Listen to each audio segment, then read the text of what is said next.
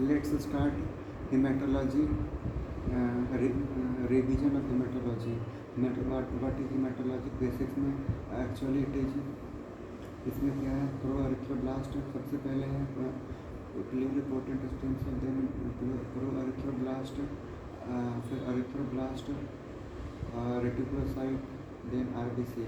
Pro erythroblast also known as pro normoblast और erythroblast,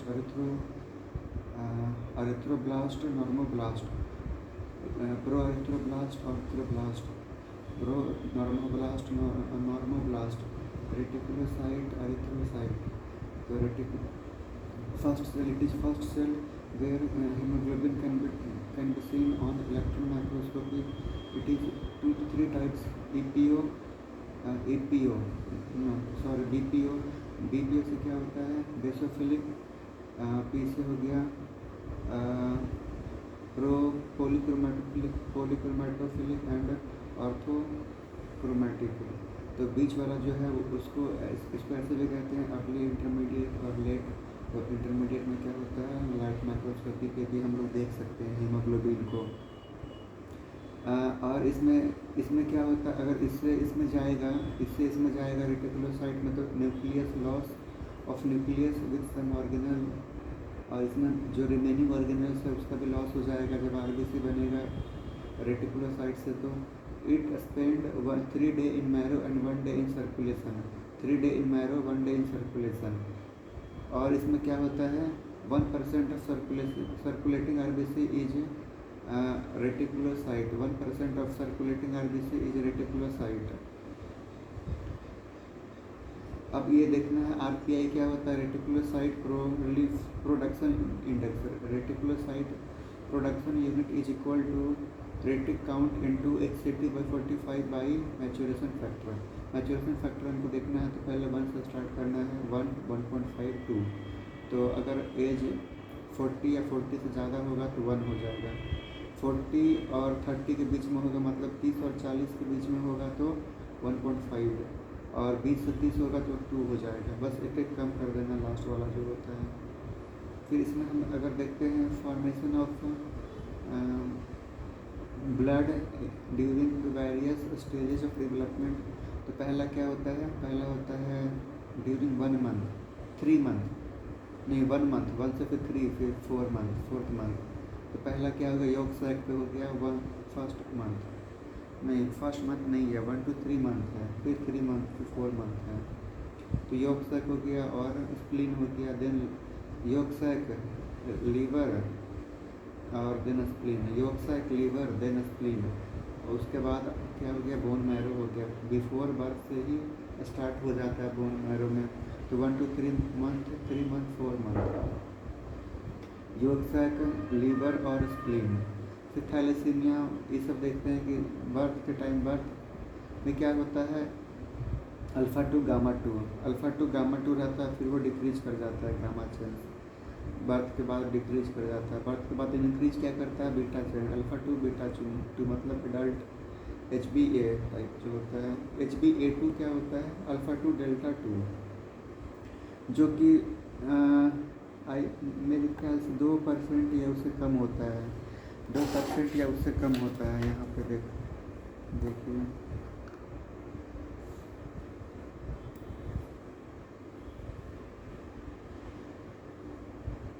कहीं तो था इसका, 2% से कम होता है ये HB अल्फ़ा टू डेल्टा 2. और एक होता है ईटा, एम्ब्रियोनिक हो गया, और डेल्टा होता है. 2 टाइप का थैलेसीमिया होता है. थैलेसीमिया मेजर, माइनर, इसमें होता है क्रोमोसोम 16 डिलीशन, इसमें होता है 11 स्प्लाइसिंग म्यूटेशन. इसमें क्या होता है, अल्फ़ा टू डेल्टा 2, इसमें होता है HbF होता है. इसको कैसे देखते हैं हम लोग, HPLC से देखते हैं ना, हाई परफॉर्मेंस लिक्विड क्रोमेटोग्राफी से देखते हैं. ये हो गया. इसमें 4 एलील्स होता है, इसमें 2 एलील्स होता है, 4 एलील्स, 2 एलील्स. फिर इसमें जो नॉब वाला होता है वो साला होता है, दूसरा क्लीमा. दोनों के में ये रहता है, तो ए से एस्पिरेशन हो गया, बोन मैरो एस्पिरेशन निडल. और ये होता है bone marrow biopsy needle, bone marrow नहीं, बोन मैरो का कोर बायोप्सी निडल होता है ये। जमशेदी क्या होगा, फुली मेटालिक। अगर यही वाला चीज़ हो जाएगा फुली मेटालिक तो उसको कहेंगे कोर, उसको कहेंगे जमशेदी निडल। तो ये हो गया तुम्हारा ए से aspiration needle, core biopsy needle. Preferred site क्या क्या होता है, एडल्ट में होता है PSIS हो गया, एस्पिरेशन का बायोप्सी का PSIS हो गया। चाइल्ड में टीबिया होता है ना। क्या कॉन्ट्रा इंडिकेशन है, अगर बिलो 20,000 होगा तो हम लोग पहले ट्रांसफ्यूज करेंगे प्लेटलेट, उसके बाद हम लोग फिर बायोप्सी करेंगे। तो कॉन्ट्रा इंडिकेशन नहीं होता है लो प्लेटलेट होने पे, है ना। 20 से कम होगा, 20,000 से कम होगा तो पहले क्या करेंगे, ट्रांसफ्यूज, देन डू एस्पिरेशन और बायोप्सी।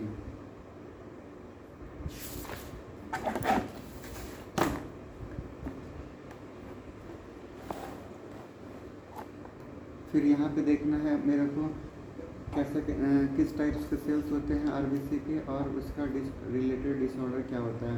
पहले हम देखेंगे लिप्टोसाइटोसिस और वर्सेज स्पेरोसाइटोसिस। लिप्टोसाइटोसिस में क्या कॉमन होता है, ए से अनकायरिन नहीं है, ए से क्या है स्पेक्ट्रीन है, और इसमें क्या है अनकायरिन है। लेकिन इसमें मोस्ट सीवियर फॉर्म अगर होगा तो स्पेक्ट्रीन हो जाता है। इसको बोलते हैं हेरिडिटरी लिप्टोसाइटोसिस। मोस्ट कॉमन तो हो ही गया। इसमें क्या रहता है, स्फेरिकल रहता है, तो स्पेरोसाइट्स, हेरिडिटरी स्पेरोसाइटोसिस मोस्ट कॉमन वाला भी हो गया। मोस्ट सीवियर वाला स्पेक्ट्रीन होता है, वो भी हो गया। इसमें और क्या रहता है, MCHC ज़्यादा रहता है, MCHC ज़्यादा रहता है। इस पर स्पेरोसाइटोसिस में ज़्यादा रहता है। दो टाइप्स का होता है। अगर कोई बच्चा है जॉन्डिस, गॉल स्टोन और स्प्लीनोमेगाली है ना, तो उसमें क्या हो सकता है, स्पेरोसाइटोसिस हो सकता है, hereditary spherocytosis, hereditary extravascular haemolysis. Spleen, उस कारण से स्प्लीन क्या है बड़ा हो जाता है। स्प्लीन में ही होता है वो बस हेमोलाइसिस, बच्चों में होता है, बर्थ के टाइम में होता है, बड़ा हो गया ये सब मिल रहा है तो क्या हो गया, हेरिडिटरी स्पेरोसाइटोसिस हो गया। दूसरा इसका कॉज क्या हो सकता है, G6PD डिफिशियंसी में भी स्पेरोसाइटोसिस होता है। G6PD डिफिशियंसी में भी स्पेरोसाइटोसिस होता है, क्योंकि यहाँ पे देखिए क्या है, G6PD डिफिशियंसी में ये बन जाता है, वाइट सेल्स बन जाता है, वाइट सेल्स। तो धीरे धीरे क्या होता है, वो स्फेरिकल शेप अटेंड कर लेता है, आरबीसी बाइकनकेव स्फेरिकल बन जाता है। तो G6PD डिफिशियंसी में भी स्पेरोसाइट्स बन जाता है। Auto immune haemolytic anaemia, auto immune haemolytic anaemia adult में होता है, उसमें भी ये मिलता है। एक इसमें ये याद रखना कि एज से हेरिडिटरी स्पेरोसाइटोसिस है, एक होता है हेमा इज फ्रेजाइल। क्या है, Hema is fragile, H for hereditary spherocytosis और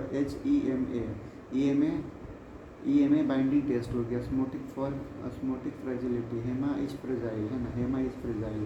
तो एमा टेस्ट किसके लिए करते हैं, स्पेरोसाइटोसिस के लिए करते हैं। तो ये क्या होता है, ऑलरेडी स्पेरिकल हो गया तो ज़्यादा फ्रेजाइल हो जाएगा, तो तुरंत ये क्या हो जाएगा, नॉर्मल का जो है वो राइट साइड में चला जाएगा, मतलब मोर फ्रेजाइल है। कौन सा, स्पेरोसाइट्स जो होंगे मोर फ्रेजाइल, मोर ऑस्मोटिक फ्रेजिलिटी। इसके इधर में क्या हो सकते हैं, या तो सिकल सेल हो सकते हैं या थैलेसीमिया हो सकते हैं।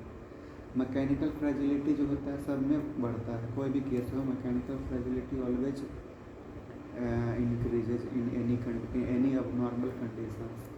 और फिर यहाँ पे हम लोग देखेंगे, इसको देखेंगे, ये क्या है, मैक्रोसाइट्स मतलब हो गया 100 से ज़्यादा हो गया साइज पर कहेंगे मैक्रोसाइट्स, 80 से 100 नॉर्मल होता है। तो अगर इसके साथ में हाइपर सेगमेंटेड न्यूट्रोफिल मिल रहा है तब उसको कहेंगे हम लोग मेगालोब्लास्टिक, है ना, मेगालोब्लास्टिक तब कहते हैं। तो हाइपर सेगमेंटेड की डेफिनेशन क्या है कि अगर 5 या उससे ज़्यादा मिले, 5 कम से कम 5 मिले एटलीस्ट 75% सेल्स में, या तो फिर 7 मिले, एक सेल में भी अगर 7 मिलेगा तो वो भी क्या कहलाएगा, हाइपर सेगमेंटेड कहलाएगा। ये हाइपर सेगमेंटेड का डेफिनेशन हो गया। टारगेट सेल, और इसमें क्या देखना है हमको, विटामिन B12 का अगर डेफिशिएंसी है तो कैर्बोट्रिन मिलता है, कैबोट्रिन मिलता है ना। मेगालोब्लास्टिक एनीमिया में क्या मिलता है? Fine stippling, fine basophilic stippling मिलता है। कोर्स किसमें मिलेगा? कोर्स मिलेगा सिड्रोब्लास्टिक एनीमिया में, यहाँ पे मिलेगा कोर्स स्टिपलिंग। यहाँ क्या है? कोर्स स्टिपलिंग सिड्रोब्लास्टिक एनीमिया में, फाइन स्टिपलिंग इन मेगालोब्लास्टिक एनीमिया। एक और चीज़ देखना, नेस्ट्रॉफ टेस्ट। नेस्ट्रॉफ टेस्ट क्या होता है कि देखते हैं कि इस ट्यूब के पीछे जो लाइन है वो दिख रहा है कि नहीं। तब दिखेगा जब हेमोलाइसिस हो जाएगा। तो इसमें दिख रहा है, मतलब इसके अंदर जो सेल्स है आरबीसी है उसका हेमोलाइसिस हो गया, तो हम इस ट्यूब के पीछे का जो लाइन है उसको देख पा रहे हैं, मतलब लाइज्ड हो गया। वो नॉर्मली होता है, मतलब इसको क्या है कि आरबीसी को हाइपोटोनिक सॉल्यूशन में रख दिए हैं so that all RBC get lysed, है ना। तो उस कारण से नॉर्मल फिनोमिना है कि हाइपोटोनिक में रखने से तो लाइसिस हो ही जाएगा। अगर नहीं लाइसिस होता है तो नहीं दिखेगा पीछे का लाइन, जैसे कि इस कंडीशंस में, है ना, सिकल सेल एनीमिया और थैलेसीमिया में नहीं दिखेगा। फिर ये देखते हैं कोडोसाइट्स को ये क्या है? टारगेट सेल्स है कोडोसाइट्स। इसका पहले था निमोनिक हार्ट, है ना। कोडोसाइट्स को हम कोडस को क्या बोलेंगे? हार्ट। अभी रुको, तो हार्ट में जो लास्ट का जो टी है उससे क्या हो गया? थैलेसीमिया, मतलब थैलेसीमिया में टारगेट सेल्स दिखता है, कोडोसाइट्स भी कहते हैं। ये बनाना सिर्फ क्या हो गया? एक्चुअली में सिकल सेल हो गया, है ना, सिकल सेल। तो सिकल सेल में ये क्या होता है? सिकलिंग हो गया हीमोग्लोबिन का। तो एचजे बॉडी मिलता है, हॉवेल जोली बॉडी मिलता है तुम्हारा ऑटोस्प्लेनेक्टमी में। ऑटोस्प्लेनेक्टमी हो जाता है, ऐसे इसको कहते हैं ड्रिपेनोसाइट्स कहते हैं। सिकल सेल एनीमिया में जो है ड्रिपेनोसाइट बोलते हैं इसको, मे बी इसी को बोलते होंगे, ड्रिपेनोसाइट्स बोलते हैं सिकल सेल एनीमिया में, है ना। उसमें ये हो जाता है स्प्लीन का अपने आप ऑटोस्प्लेनेक्टमी हो गया। इसमें क्या दिखता है? हॉवेल जोली बॉडी दिखता है। ये क्या हो गया? एग्लूटिनेशन हो गया है। एग्लूटिनेशन कब होता है? ऑटो इम्यून हेमोलाइटिक एनीमिया, है ना। ऑटो इम्यून हेमोलाइटिक एनीमिया में एग्लूटिनेशन होता है। DCT is positive. दो टाइप्स का होता है, वार्म और cold, AGG IgM। Goa Mussoorie, Goa is cold, Mussoorie is cold. Goa is hot, warm type में। मसूरी एम से कोल्ड। ये याद रखना कि IgG में क्या क्या एग्जाम्पल है। तो IgG में सब 3 लेटर, सब शॉर्ट वाला हो गया, लाइक HUS, DIC, और क्या हो सकता है? नहीं सॉरी, ये सब नहीं है। CLL SLE है, ये सब है। मिथाइल डोपापेनिसिलिन, है ना। मिथाइल ड्रग्स, दो ड्रग्स भी है जो कि IgG warm type haemolytic anaemia करवाता है, पेनिसिलिन और मिथाइल डोपा। IgG टाइप वाला में हो गया SLE और CLL SLE, पेनिसिलिन और मिथाइल डोपा। IgM क्या हो गया?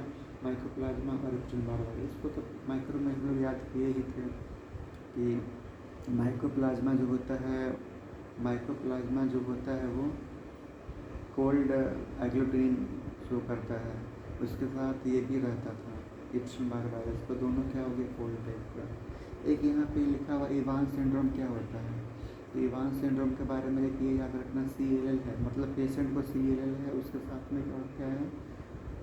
उसके साथ में ITP है और ऑटोइम्यून हेमोलाइटिक एनीमिया है। मतलब कि एक पेशेंट है, CLL का पेशेंट है, उसको क्या हो गया? उसके अलावा ITP हो गया है और ऑटोइम्यून हेमोलाइटिक एनीमिया भी हो रहा है। इस कंडीशंस को बोलते हैं इवांस सिंड्रोम, है ना, इवांस सिंड्रोम।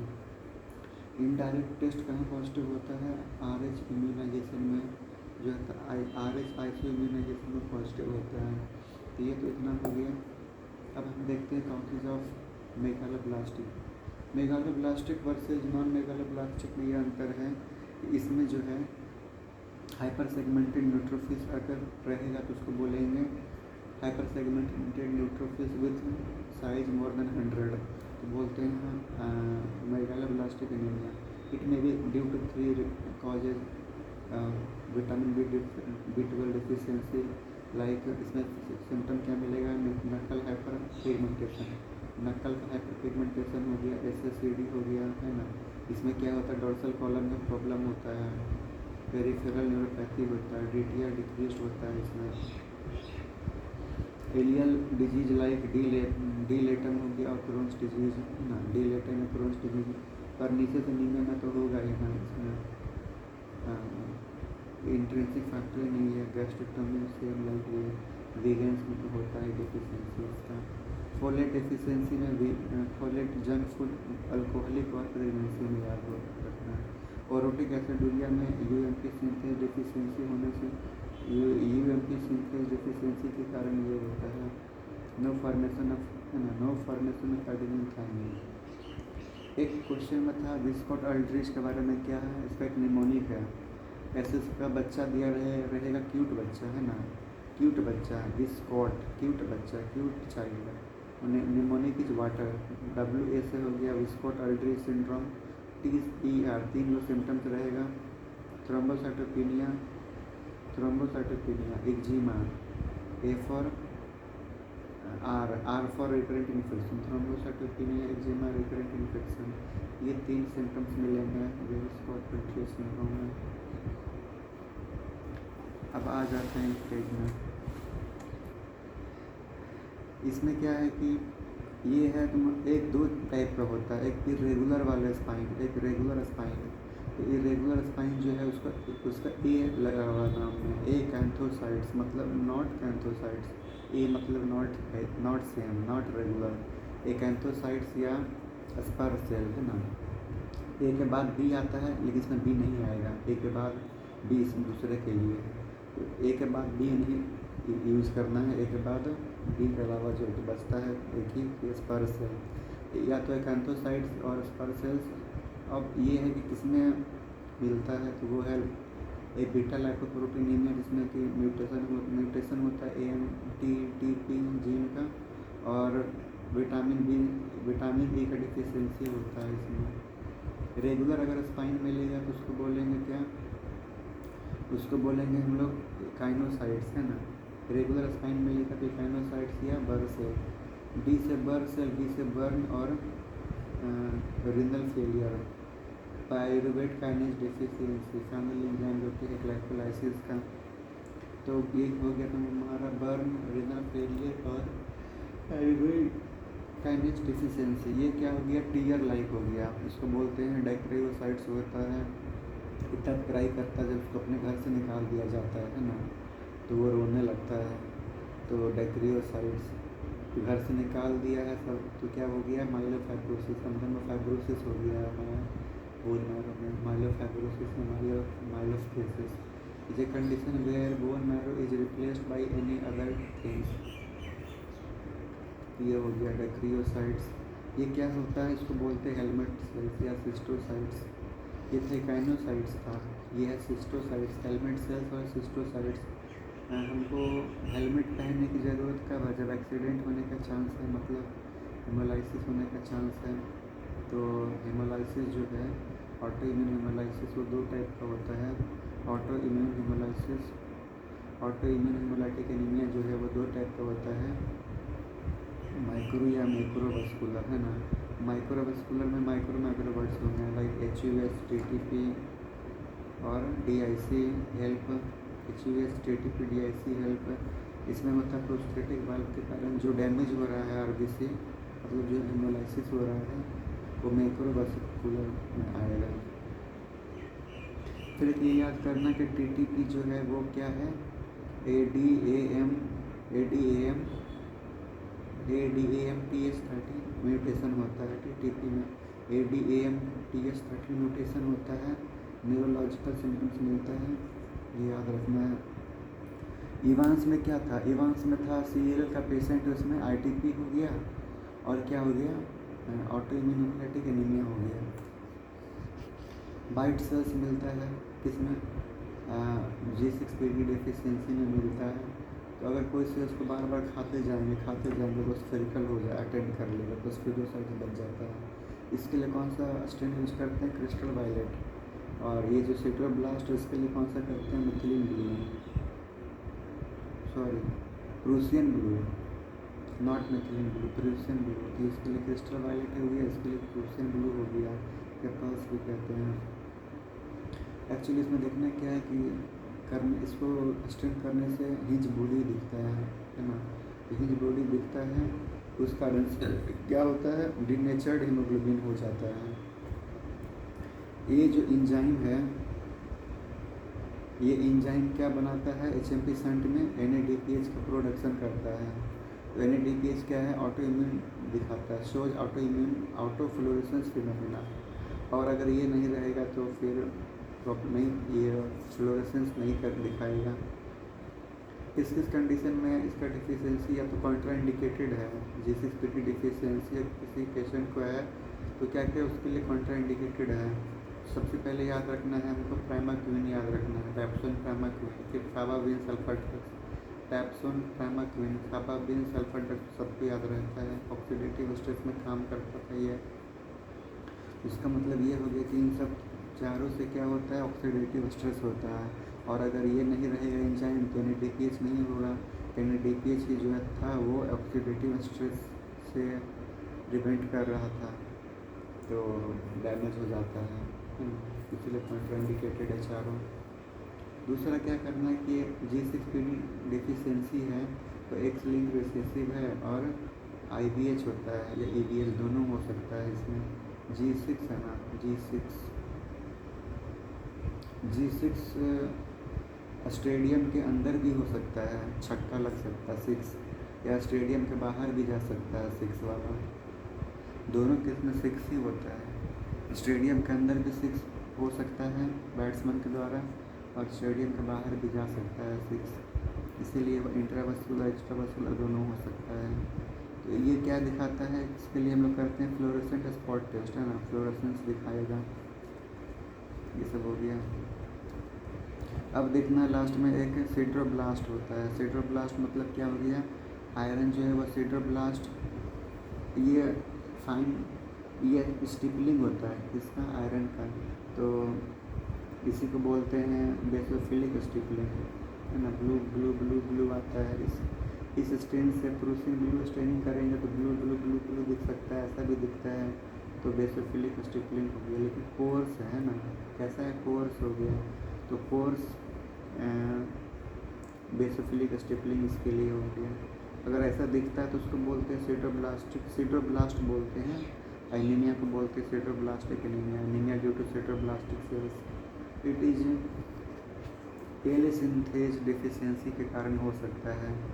तो ये भी क्या हो गया, X लिंक रिसेसिव हो गया। और दूसरा B6 डिफिशियंसी, हम लोग इसको पढ़े थे बायोकेम में। एल सिंथेज डिफिशियंसी और B6 डिफिशियंसी में होता है, जैसे कि यहाँ पे था too much iron is accumulated, तो क्या हो जाएगा, रिंग बन जाएगा। थोड़ा मोड़ा रहेगा तो ये स्टिपलिंग बस रहेगा, ज़्यादा एक्यूमुलेट हो जाएगा तो रिंग बन जाएगा। अब देखते हैं एनीमिया का टाइप्स। 3 टाइप्स का मेनली होता है, माइक्रोसिटिक, नॉर्मोसिटिक और मैक्रोसिटिक। नॉर्मोसिटिक का निमोनिक है Sita, everyone knows mnemonic Sita. Sideroblastic IDA है, ऐसे टी से थैलेसीमिया, ऐसे एनीमिया ऑफ क्रोनिक डिजीज। एक ही टेबल इंपॉर्टेंट है, पहले IDA होता है टेबल में, फिर AOCD, उसके बाद क्या है, सिड्रोब्लास्टिक एनीमिया। सिड्रोब्लास्टिक एनीमिया जो है ना वो ठीक उल्टा होता है IDA का। जो भी IDA में होता है उसका उल्टा कर दो तो सिड्रोब्लास्टिक बन जाएगा। और इसको याद रखना है AOCD को, तो इसमें बस फेरिटिन बढ़ा हुआ मिलेगा, फेरिटिन इंक्रीज, तो बाकी सब का कम, बाकी सब क्या है, कम है। अब इसका मतलब होता क्या है, AOCD का मतलब क्या है, AOCD जो इन्फ्लेमेटरी कंडीशन है ना, इन्फ्लेमेटरी प्रोसेस है। तो इन्फ्लेमेटरी प्रोसेस है तो उसमें क्या होता है, कोई भी इन्फ्लेमेटरी प्रोसेस है तो उसमें फेरिटिन बढ़ता है। ट्रांसफेरिन, एक ट्रांसफेरिन है, दूसरा है ट्रांसफेरिन सैचुरेशन। तो इसको इसमें कंफ्यूज नहीं करना है, क्वेश्चन में रहता है ट्रांसफेरिन सैचुरेशन। तो ट्रांसफेरिन और TIBC सेम है, नॉट ट्रांसफेरिन और ट्रांसफेरिन सैचुरेशन सेम है ना, ये याद रखना। नॉर्मली 33% सैचुरेटेड रहता है ना, हीमोग्लोबिन ऑक्सीजन से। ये तो हो गया इसका, माइक्रोसिटिक हो गया ये।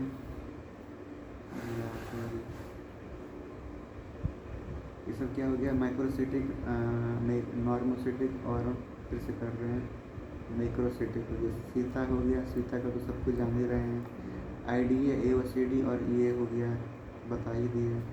अब आ जाते हैं नॉर्मोसिटिक में। नॉर्मोसिटिक में भी ड्यू टू नॉन हीमोलाइटिक हो सकता है कि बिना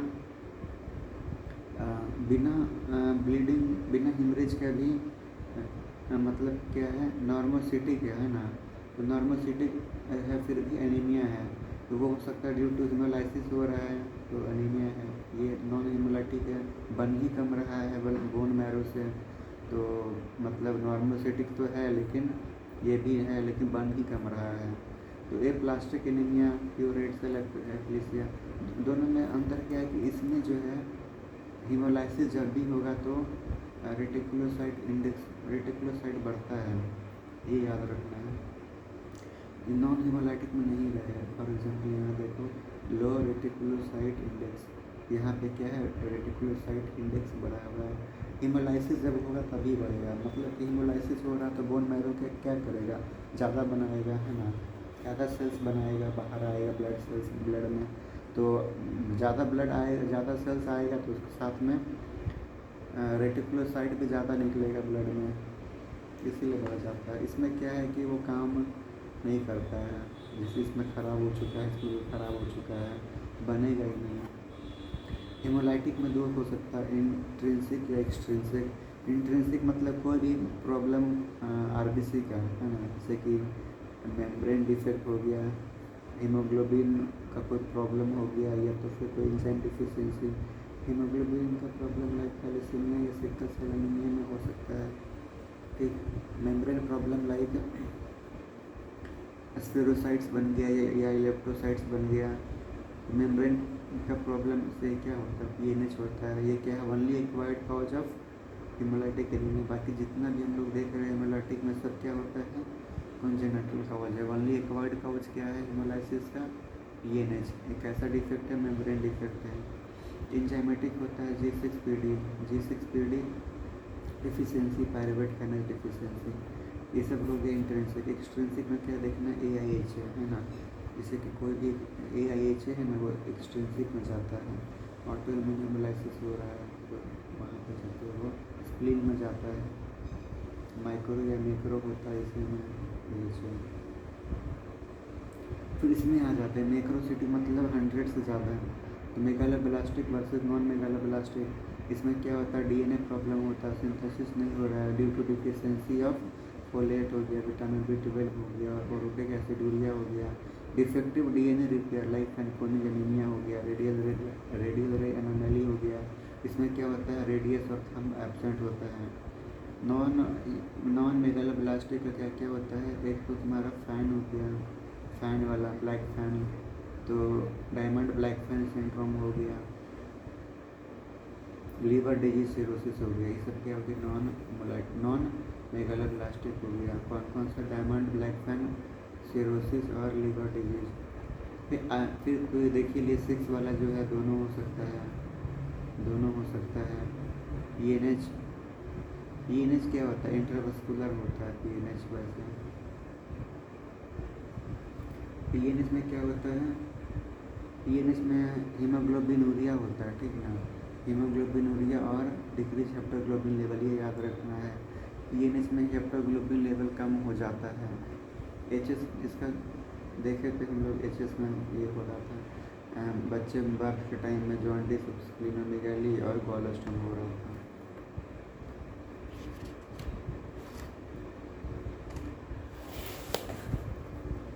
फिर हम लोग इसको देखेंगे कैसे आयरन जो है वो फाइनली एब्जॉर्ब हो करके वो ब्लड में पहुंचता है।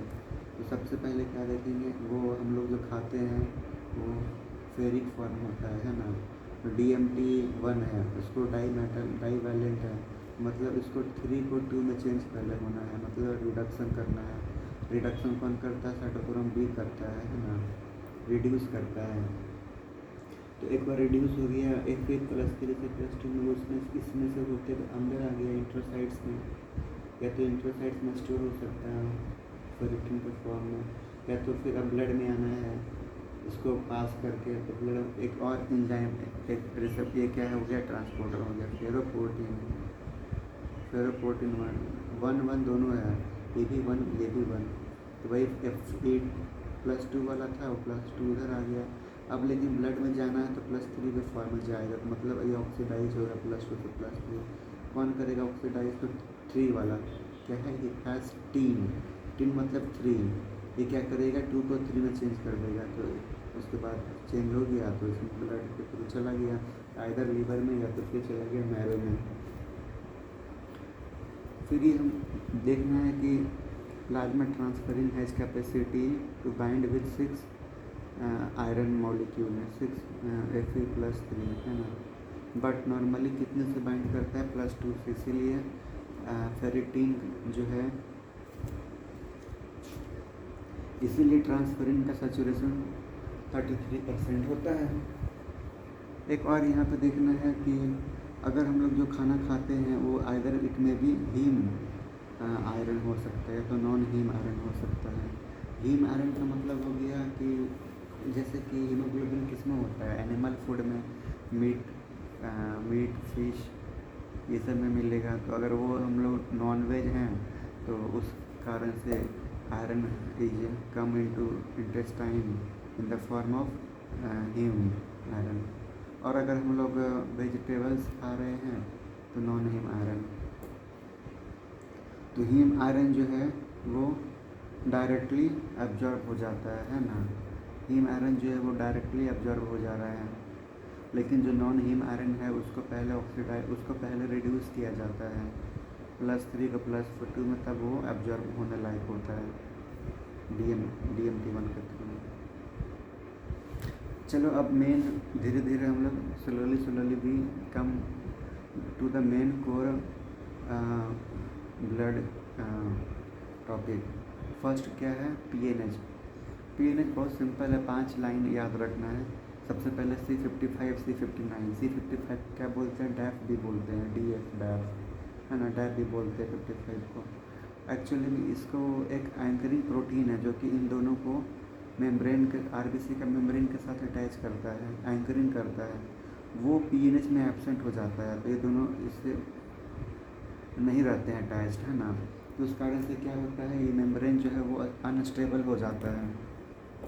It is easily attacked by complement system of body. अगर ये दोनों इससे अटैच नहीं है तो उसका नाम क्या, GPI क्या होता है, ग्लाइकोसिल फोस्फेटिडिल आइनोसिटॉल, जो कि एब्सेंट होता है PNH में।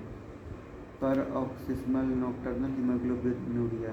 और फिर ये रात में ही क्यों हीमोग्लोबिन यूरिन में आता है, क्योंकि उस टाइम नाइट में क्या होता है, CO2 रिटेंशन के कारण pH जो होता है कम एसिडिक हो जाता है ब्लड, तो एसिडिक में क्या होता है, हेमोलाइसिस होता है PNH के केस में हमेशा। अब ये फ्लो साइटोमेट्री इसका IOC हो गया है ना, IOC फ्लो साइटोमेट्री, इसमें यहाँ होना चाहिए था लेकिन यहाँ से क्या हो गया, इधर चला आया, लो हो गया अमाउंट। फीचर्स क्या क्या मिलेगा, P से PNH है ना, P से PNH, तो P से पैनसाइटोपेनिया और A प्लास्टिक एनीमिया, ये तो ऐसे ही याद हो जाएगा। एक और मेन क्या है कि लो, ये इसको याद रखना, लो लैप स्कोर। बाकी फिर यहाँ से देखते हैं, इंट्रावस्कुलर हेमोलाइसिस होता है, कॉम्प्लीमेंट मेडिएटेड पैनसाइटोपेनिया, थ्रोम्बोसिस होता है, Budd Chiari syndrome, hepatic vein का है ना, तो उससे क्या होता है, most common cause of death हो गया हेपेटिक, ये बर्ड कैरियर सिंड्रोम। लैब क्या है, लो है, ये प्लास्टिक एनीमिया, ल्यूकेमिया। हैम्स, ये दोनों फिर इम्पॉर्टेंट है, हैम्स एसिडिफाइड सीरम टेस्ट और सुक्रोज लाइसिस टेस्ट होता है। Ham's acidified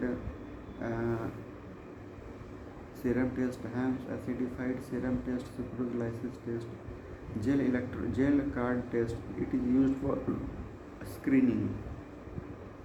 jail card test को हम लोग स्क्रीनिंग के लिए यूज करते हैं।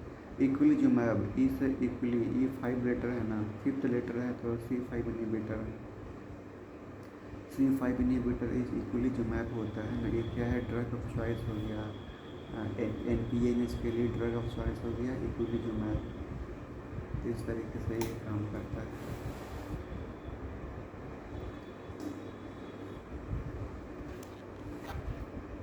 फिर हम लोग इसमें देखेंगे एनीमिया।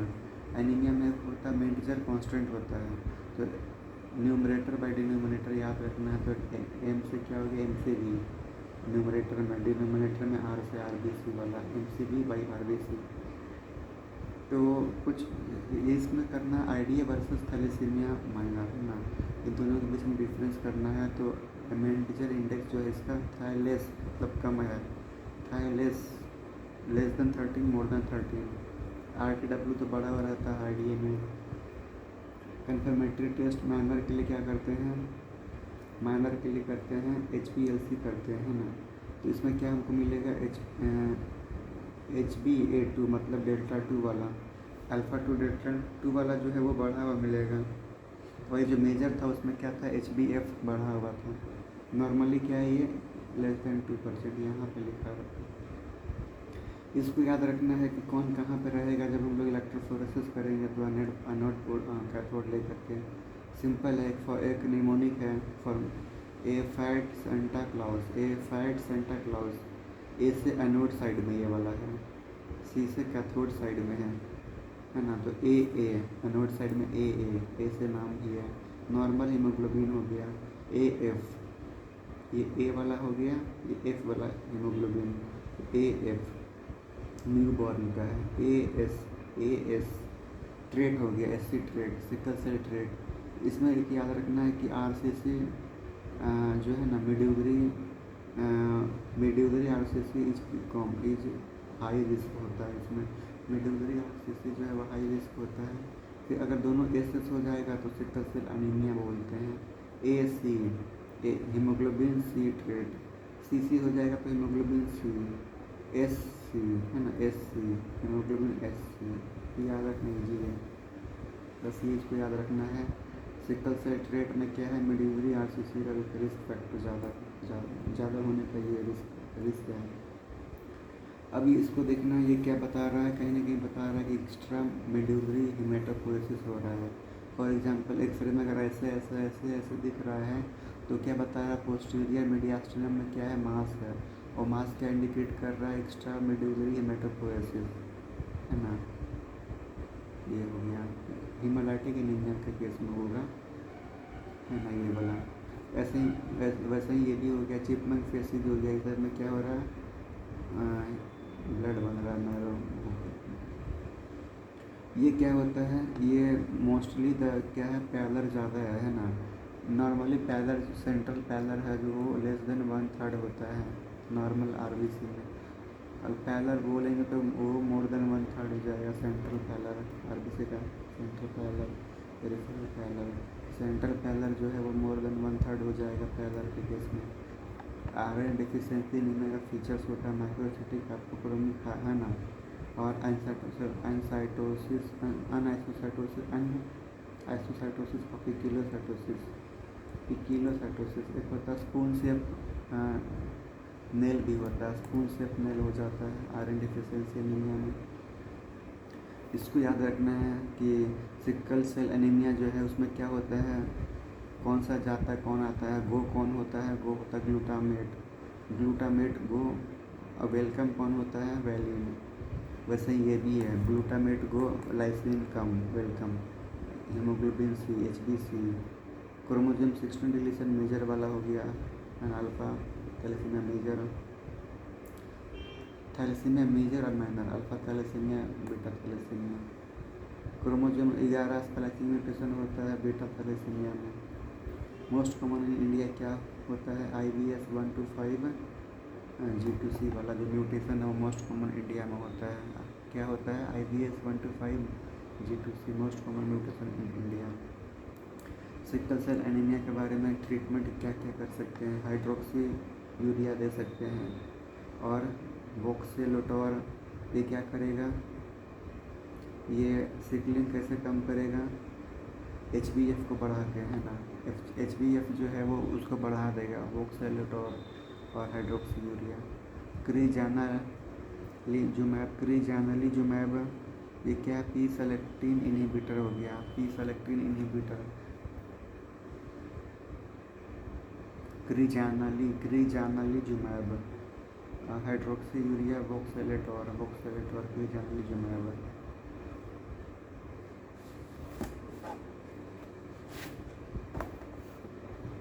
ब्लड सेल्स,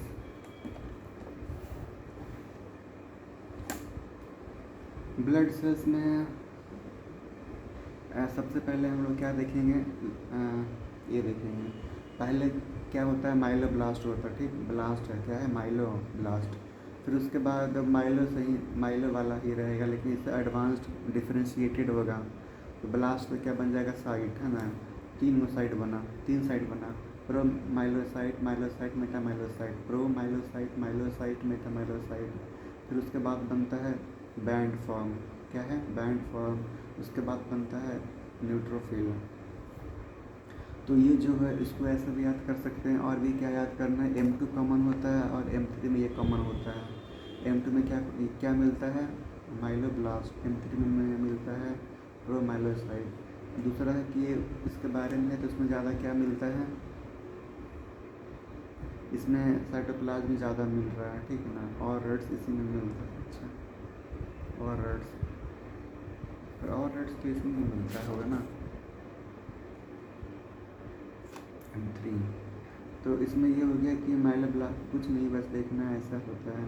और अगर बहुत ही बड़ा हो गया तो उसको बोलते हैं फाइगोइड सेल्स, है ना। M3 में फाइगोइड सेल डीएससी मिलता है, ट्रांसलोकेशन 15-17 है। रारा APML भी ट्रांसलोकेशन होता है। ट्रीटमेंट क्या है, ट्रीटमेंट है अट्रा ट्रीटमेंट हो गया इसके लिए। इसमें लॉट्स ऑफ साइटोप्लाज्मिक ग्रैन्यूल्स मिलता है। फिर तुम्हारा ये क्या हो गया, प्रोमाइलोसाइट। माइलोसाइट कैसा होता है, डी शेप्ड होता है, माइलोसाइट डी शेप्ड होता है, ये वाला न्यूक्लियस। फिर मेटामाइलोसाइट किडनी शेप्ड होता है, मेटानेफ्रॉन किडनी होता है ना, मेटानेफ्रोसाइट। माइलोसाइट क्या होता है, किडनी शेप्ड बन जाता है ना। ये वाला जो है बैंड फॉर्म या हॉर्सशू शेप बन जाता है।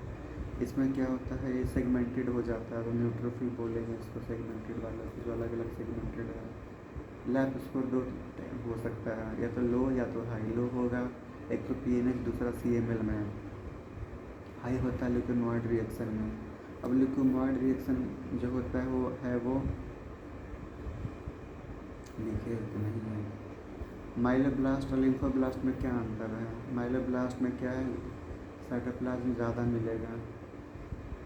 माइलोब्लास्ट में साइटोप्लाज्म ज़्यादा मिलेगा, लिम्फोब्लास्ट में साइटोप्लाज्म नहीं मिलेगा, स्पार्स साइटोप्लाज्म बोलेंगे उसको। ये तो हो गया। अब ये है इसिनोफिल, बेसोफिल। इसिनोफिल कब कब ज़्यादा होता है, एक तो पैरासिटिक में मिलता है, दूसरा एलर्जी में मिलता है, बढ़ा हुआ। बेसोफिल CML में बढ़ा हुआ मिलता है ना। इसके लिए टॉलिडइन ब्लू करते हैं, उसके लिए क्या करते थे, सिड्रोब्लास्टिक एनीमिया में क्या करते थे, प्रूसियन ब्लू करते थे। इसमें क्या है, टॉलिडइन ब्लू स्टेन यूज करते हैं, टॉलिडइन। बेसोफिलिक क्या हो गया, CML, टॉलिडइन ब्लू हो गया। ये क्या हो गया तुम्हारा, मोनोसाइट किडनी शेप्ड होता है, monocyte kidney shaped. M4 M5 में मिलता है क्यूटीज, ल्यूकीमिया क्यूटीज भी बोलते हैं, M4 M5 मोनोसाइट। लिम्फोसाइट हो गया, है ना, ये प्लेटलेट हो गया। ये क्या होगा, प्लाज्मा सेल। प्लाज्मा सेल में एक होता है कार्टविल क्रोमेटिन, दूसरा होता है ये गोल्गी बॉडीज। तो गोल्गी बॉडीज क्या होता है, perinuclear halo is due to Golgi bodies in plasma cell. है 2-3 तरह का डेंस और डेल्टा ग्रैन्यूल। डेंस और डेल्टा ग्रैन्यूल के लिए क्या है, निमोनिक कैश, मतलब कैश चाहिए डेंस के लिए, ज़्यादा कैश चाहिए, डेंस करना है ना किसी चीज़ को तो कैश चाहिए, डेल्टा। तो किसी से क्या हो गया, कैल्शियम, है ना। ए से ADP, एस से सेरोटोनिन और हिस्टामिन। अल्फा ग्रैन्यूल्स प्लेटलेट हो गया, है ना, fibrinogen, fibronectin, platelet VBF factor 4 है, factor 4, alpha factor 4, VBF factor 4। Platelet तो होता ही है, fibrinogen, fibronectin. Grey platelet syndrome, absent alpha granules. Mature WBC क्या कहलाता है, न्यूट्रोफिल, जो कि यहाँ पे था, मैच्योर होकर लास्टली ये बना। Immature WBC like myeloblast, promyelocyte, myelocyte, metamyelocyte, band first of form. In left shift में क्या मिलता है, increase number of immature WBC है ना, इमेच्योर WBC ज़्यादा मिलेगा लेफ्ट साइड में शिफ्ट हुआ है तो ग्राफ तो। फिर ये क्या है, एक होता है साइड है ना, साइड स्कैटर, इधर वाला क्या है फॉरवर्ड स्कैटर। ये बताता है ग्रेनुलरिटी, जितना ऊपर जाएगा उतना ग्रेनुलरिटी मिलेगा सेल्स में, और जितना इधर जाएगा उतना बड़ा साइज है।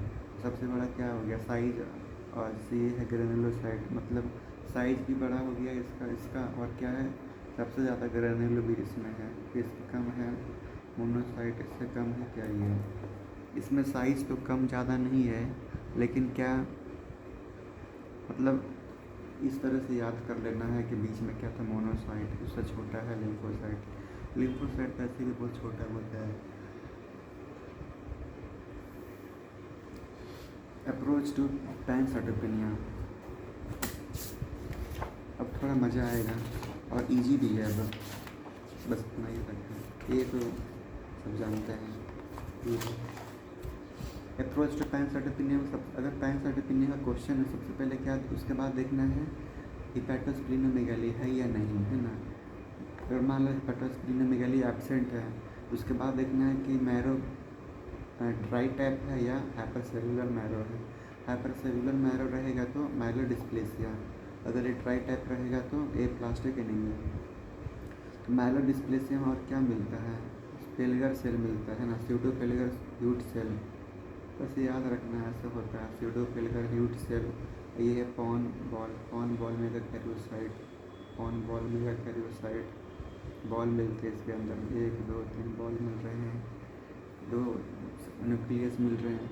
इसमें ड्राई टाइप में क्या होता है, उसको बोलते हैं एप्लास्टिक एनीमिया, है ना। एप्लास्टिक नॉर्मली क्या होता है 50-50 होता है सेल्स और फैट मैरो में, इसमें क्या होता है सारा का सारा फैट में ही चेंज हो जाता है।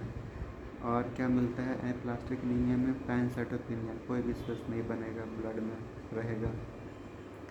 ये तो देख ही लिए cause, idiopathic most common cause होता है ड्रग और वायरस, है ना। इडियोपैथिक मोस्ट कॉमन कॉज होता है किसका, एप्लास्टिक एनीमिया का। और अगर ये तो इसका हो गया कि हिपैटोस्प्लीनोमेगाली नहीं है, ये है लेकिन ये नहीं है ना। अगर ये है पैनसाइटोपेनिया है, लेकिन अगर क्वेश्चन में दिया रहेगा कि हिपैटोस्प्लीनोमेगाली की है, तो फिर उसके बाद हम लोग ये सब देखते हैं कि हाइपरसेलुलर मैरो या ड्राई टाइप है। हाइपरसेलुलर मैरो है तो फिर ल्यूकेमिया हो गया, ड्राई टाइप है तो माइलोफाइब्रोसिस हो गया। तो कंफ्यूज नहीं करना है ना। माइलोफाइब्रोसिस ये हो गया, और ये क्या हो गया माइलोडिस्प्लेसिया हो गया, माइलोफाइब्रोसिस माइलोडिस्प्लेसिया। अब इसका फीचर्स को मुझको देखना क्या क्या मिलता है, तो डाइक्रियोसाइट्स मिलेगा, है ना। पिछले बार पढ़े थे कि डाइक्रियोसाइट्स क्राई है ना, क्राई करता है जब उसको घर से बाहर कर दिया है तो है ना, टीयर ड्रॉप को। फाइब्रोसिस हो गया, ल्यूकोएरिथ्रोसाइटोसिस होता है, micromegakaryocytes, anisopoikilocytosis, polychromasia blast cell. Dacryocytes tear drop cells मिलेगा, ये देखो यहाँ पे है। नॉर्मल आरबीसी, ड्राई टाइप में क्या है आरबीसी भी नॉर्मल आरबीसी भी मिलेगा। ब्लास्ट सेल्स मिल रहा है, अनआइसोपिकिलोसाइटोसिस, पॉलीक्रोमैसिया ब्लास्ट, माइक्रोमेगाकैरियोसाइट्स। इसमें क्या मिलेगा ल्यूकेमिया, इस तरीके से देखना है।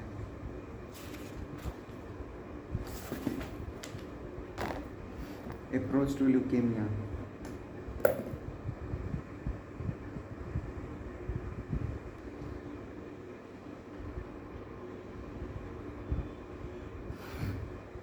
Approach to leukaemia. अगर कोई पेशेंट ल्यूकेमिया का है तो कैसे हम क्वेश्चन को सॉल्व करेंगे। तो 2 तरह का ल्यूकेमिया हो सकता है, एक्यूट और क्रोनिक, है ना। तो एक्यूट में क्या क्या है, एक्यूट मतलब जो एक्यूट है, जैसे कि एक्यूट लिम्फोब्लास्टिक या एक्यूट माइलोब्लास्टिक ल्यूकेमिया, है ना।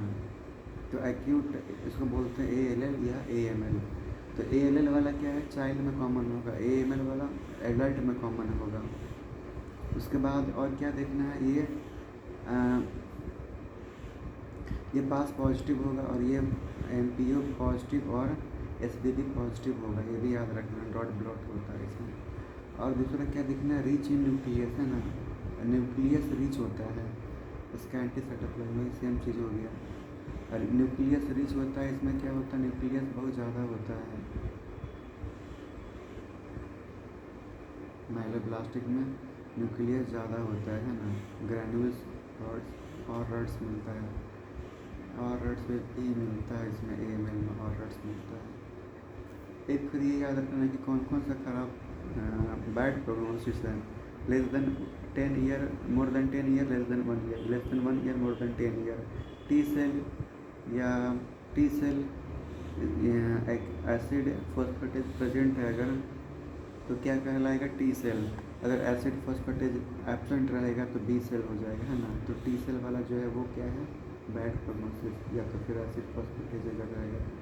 नॉच म्यूटेशन होता है ना, bad mutation, bad prognosis. Mediastinum testis brain जो होता है वो बैड प्रोग्नोसिस। L2 हाइपोप्लॉइडी है ना, हाइपोप्लॉइडी। 922 ट्रांसलोकेशन। तो 3 टाइप का फिलाडेल्फिया क्रोमोसोम है ना, फिलाडेल्फिया क्रोमोसोम जो है 3 टाइप का हो सकता है। तीन टाइप का उसका मॉलिक्यूलर वेट हो सकता है, 190, 210, 230। 190, 210, 230। 190 किस में होगा, इसी में होगा, ALL में, है ना। 110 हो गया, 200, 190 हो गया। CML में क्या होता है, 210। SLL वगैरह या CML में क्या होता है, CML और CML। M के बाद N आता है ना, M के बाद क्या आता है, N। तो CML में 210, CML में 230।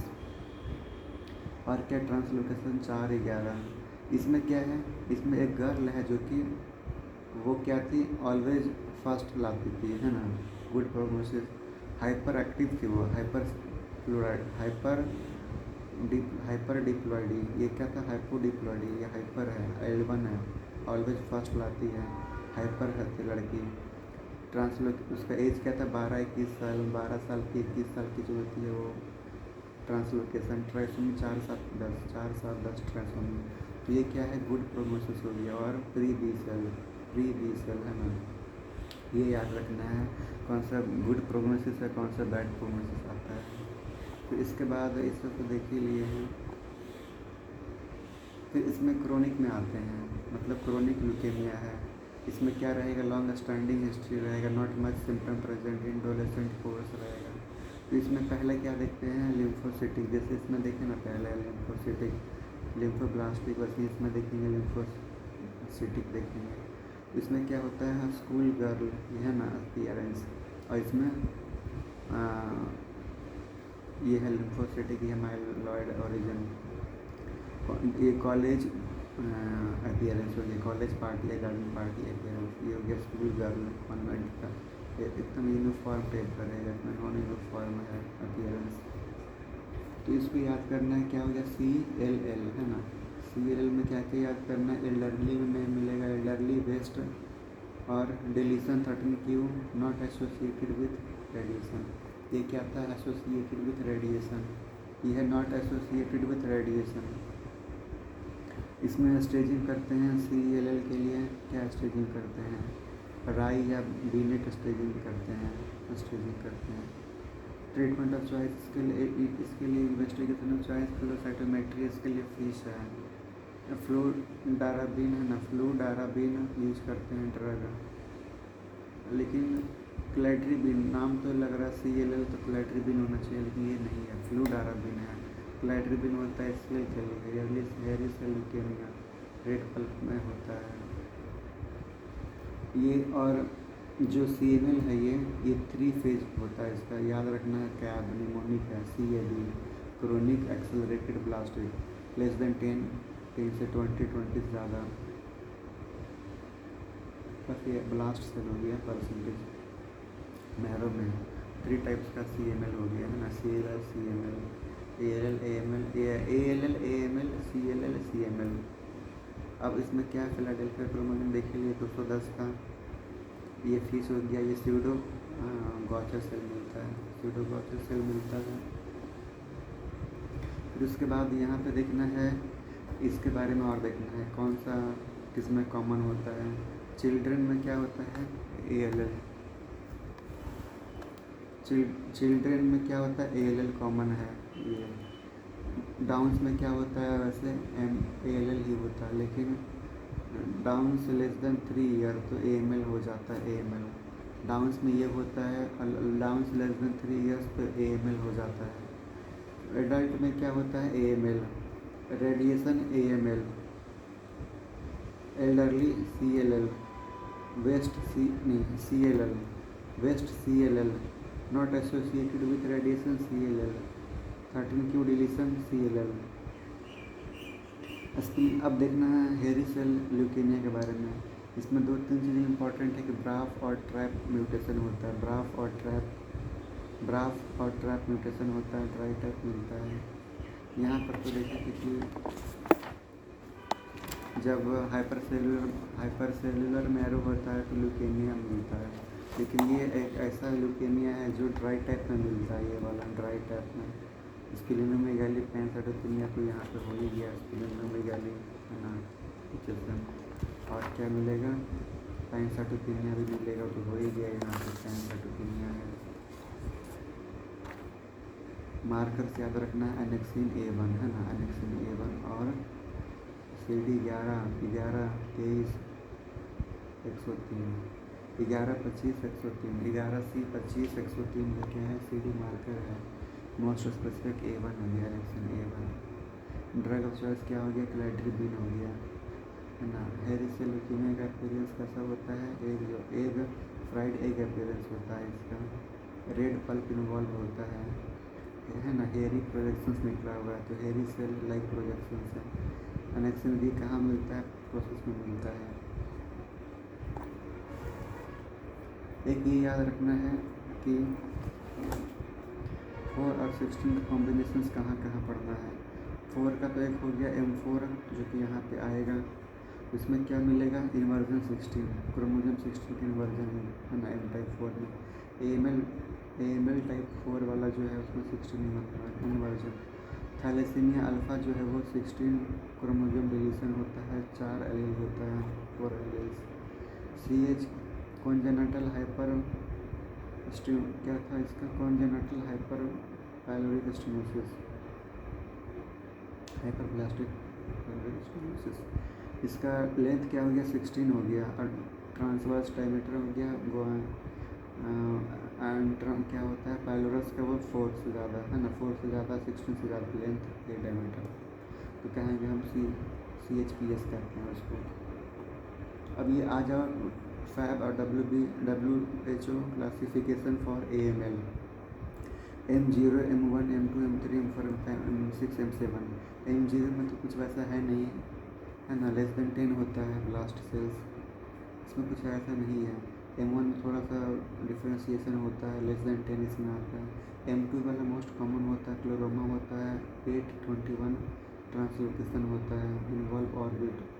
M3 वाला क्या है, M3 वाला होता है तुम्हारा, ये तो देख लिए, माइलोब्लास्ट था। इसमें क्या है, प्रोमाइलोसाइट, जो कि पहले देखे थे, तो इसमें क्या होता है, फाइकोइड सेल्स होता है, और ट्रांसलोकेशन 15-17 होता है, DIC होता है। ट्रांसलोकेशन APML रारा है ना, ट्रांसलोकेशन APML रारा ट्रीटमेंट करते हैं 18 से alpha trans retinoic acid more than arsenic oxide, APML RARA. M4 वाला क्या, M45 क्या हो गया, मोनोसिटिक होता है, NSC पॉजिटिव होता है, cute leukaemia, cast leukaemia, QTM, M4 M5 inversion, monocytic. M6 ऐसा कोई इम्पोर्टेंट नहीं है, इलेक्ट्रोब्लास्टिक होता है, ये मेगा कैरियोप्लास्टिक होता है, 7 मोस्ट कॉमन इन डाउन्स, ड्राई टाइप मिलता है। एक ये देखना, ये फ्राइड एग अपीयरेंस कहाँ कहाँ मिलता है। माइक्रो में 2 जगह है, माइकोप्लाज्मा और M पर। बाकी सब क्या है, ओलिगोडेंड्रोग्लायोमा, सेमिनोमा, HCL। इसका एक हॉलमार्क क्या है, ओलिगोडेंड्रोग्लायोमा का हॉलमार्क 1p19q, 1p19q को डिलीशन जो है वो हॉलमार्क हो गया। किसके लिए, ओलिगोडेंड्रोग्लायोमा के लिए हॉलमार्क हो गया 1p19q को डिलीशन। फिर से अब देखना है NHL। पहले NaCl पढ़ाएंगे फिर उसके बाद HL पढ़ेंगे, है ना, ये याद रखना सीक्वेंस। नहीं तो एग्ज़ाम में क्या होता है ना कि जब क्वेश्चन देता है तो फिर पता ही नहीं चलता है कि NaCl है कि HL है। वो मेरे को याद रखना है कि NaCl मोस्ट कॉमन होता है वैसे, और ये तुम्हारा सब समझो कि ये देख लेना दोनों का डिफरेंस क्या है। दोनों का डिफरेंस है, if multiple lymph nodes everywhere होगा तो NaCl होगा, if regional lymph node involve होगा तो क्या होगा, HL होगा, है ना। HL में क्या होता है, रीजनल लिम्फ नोड है, इसमें NaCl में एवरीवेयर मल्टीपल लिम्फ नोड्स हो सकता है, बॉडी में कहीं भी हो सकता है। तो इसमें मेनली हम लोग पहले क्या देखते हैं, B cell T cell mark है। B सेल क्या हो गया 1920 CD 1920, और T cell 3 T cell 3 CD 3 T cell marker हो गया। अब उसके बाद हमको देखना है जैसे कि स्मज सेल, एस से स्मज हो गया, इससे SLL हो गया, है ना। SLL या CLL दोनों एक ही चीज़ होता है। CLL या SLL क्या हो गया, इससे स्मज सेल मिलता है ना। अब चलो इसी के बारे में शुरू करते हैं। CD 23 और 200, है ना। CD 23 और 200 इसको भी मार्क कर लो, 2 है। CD 23 और 200 इसमें मिलता है डिलीशन 13 की तो देख ही लिया, तो पीछे में स्मज सेल्स मिलता है ना। इसके बाद क्या है, यहाँ पर मेंटल है, क्या है मेंटल। तो मेंटल में क्या क्या मिलेगा, CD 23 नेगेटिव है ना। और क्या मिलता है, साइक्लिन D1 और SOX 11, cyclin D1 SOX 11। Notch mutation किसमें था, नॉच म्यूटेशन बैड प्रोग्नोसिस था ALL का। इसमें क्या है, क्लीव्ड या बटक, है ना, एपियट सेल्स, क्लीव या बटक सेल्स। और क्या मिलता है, वो पोलिप्स मिलता है, पोलिप्स, लिम्फोमेटॉइड पोलिपोसिस, लिम्फोमेटॉइड पोलिपोसिस। बस ये याद रखें कि 11 है ना, ये 11, तो ऐसे 11 कर दो, फिर ऐसे से पोलिप्स बना दो, एक क्लीव। मेंटल L से 11 LE 11 लिम्फोमेटॉइड पोलिपोसिस हो गया और क्लीव्ड होता है। लास्ट वाला क्या है, मार्जिनल है। तो मार्जिनल में क्या क्या देखना है, ऐसे इसमें दोनों में क्या था, CD5 पॉजिटिव था, किसमें CLL और मेंटल में क्या था, CD5 पॉजिटिव। लेकिन उसमें क्या है, मार्जिनल में CD5 नेगेटिव है, 23 नेगेटिव, 10 नेगेटिव, है ना।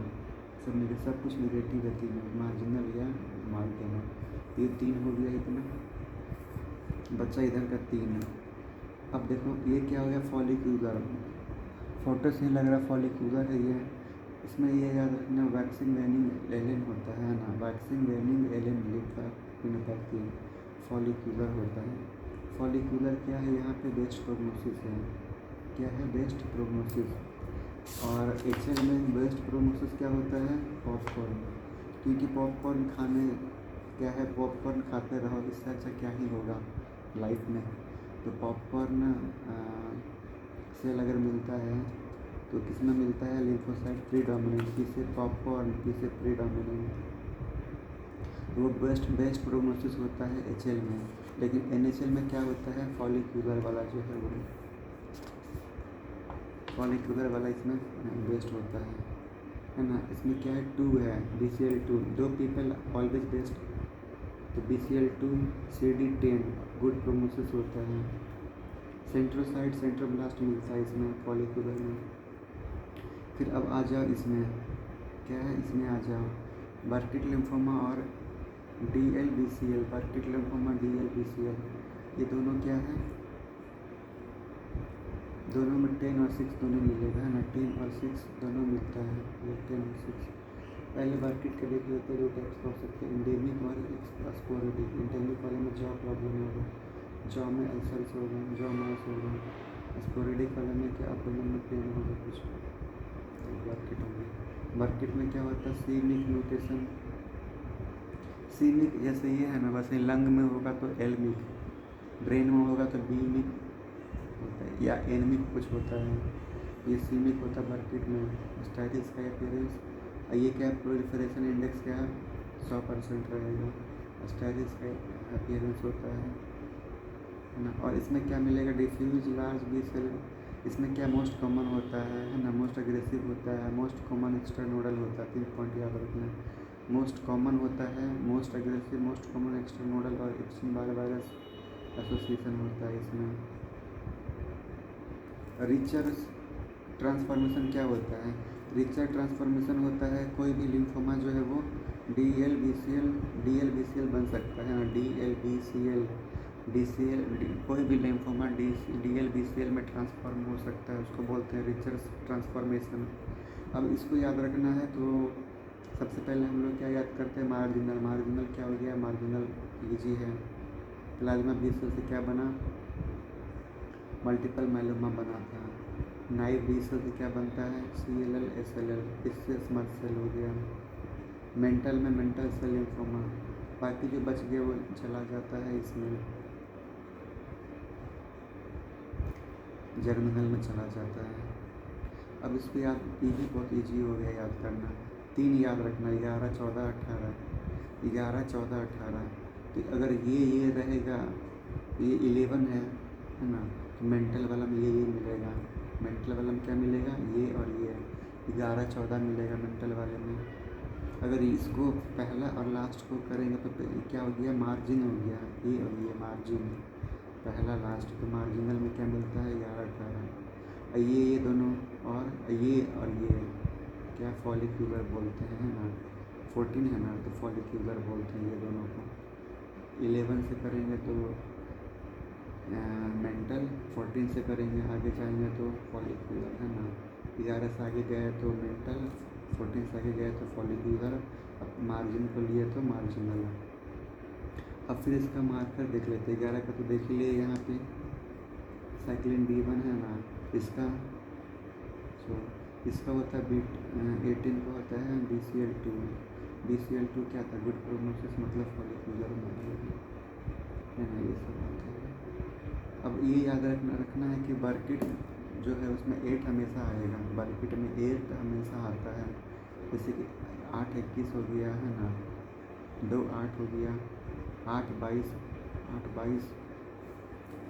8 21 तुम्हारे MP में था नहीं, 8 21 जो है वो MP में है। ये 8 22 हो गया, 2 8 हो गया और 8 14 हो गया, ये सब हो गया। 8 14 8 22 और 8 2 8 हो गया, ये सब बर्किट का होता है। इस तरीके से याद हो जाता है। फिर तो बहुत ईजी है, बस 3 सेल्स दिया हुआ है। ये क्या है? एनाप्लास्टिक है, कोई पर्टिकुलर शेप नहीं है सेल्स का, है ना। Anaplastic cell lymphoma, anaplastic large cell lymphoma. इसका हॉलमार्क सेल क्या है? डोनट सेल होता है। क्या है? Doughnut cell. इसका क्या है? Doughnut cell. ये क्या हो गया? इसका तो इजी है ना, ये है तुम्हारा cribriform like nucleus caesarean syndrome. इसमें क्या एक फीचर मिलता है? एपिट्रॉफीज में मिलता है, एपिट्रॉफीज में है ना, एपिट्रॉफीज में। माइकोसिस फंगवाइडिस अगर स्प्रेड करेगा ब्लड में तो क्या हो जाता है? Sezary syndrome. Cutaneous T cell lymphoma मिलता है एपिडर्मोट्रॉफीज में। पॉर्ट्रेस माइक्रोप्सिस तो PM होता है, ये PM चलता है साथ में दोनों। P है तो M है तो P वाला। ये क्या? क्लोवर लीफ लाइक पेस्टिएलवी रेटर वायरस से होता है। ठीक, बस यही याद रखना है कि क्लोवर लीफ लाइक है पेस्टिएलवी अब रेटर वायरस से होता है।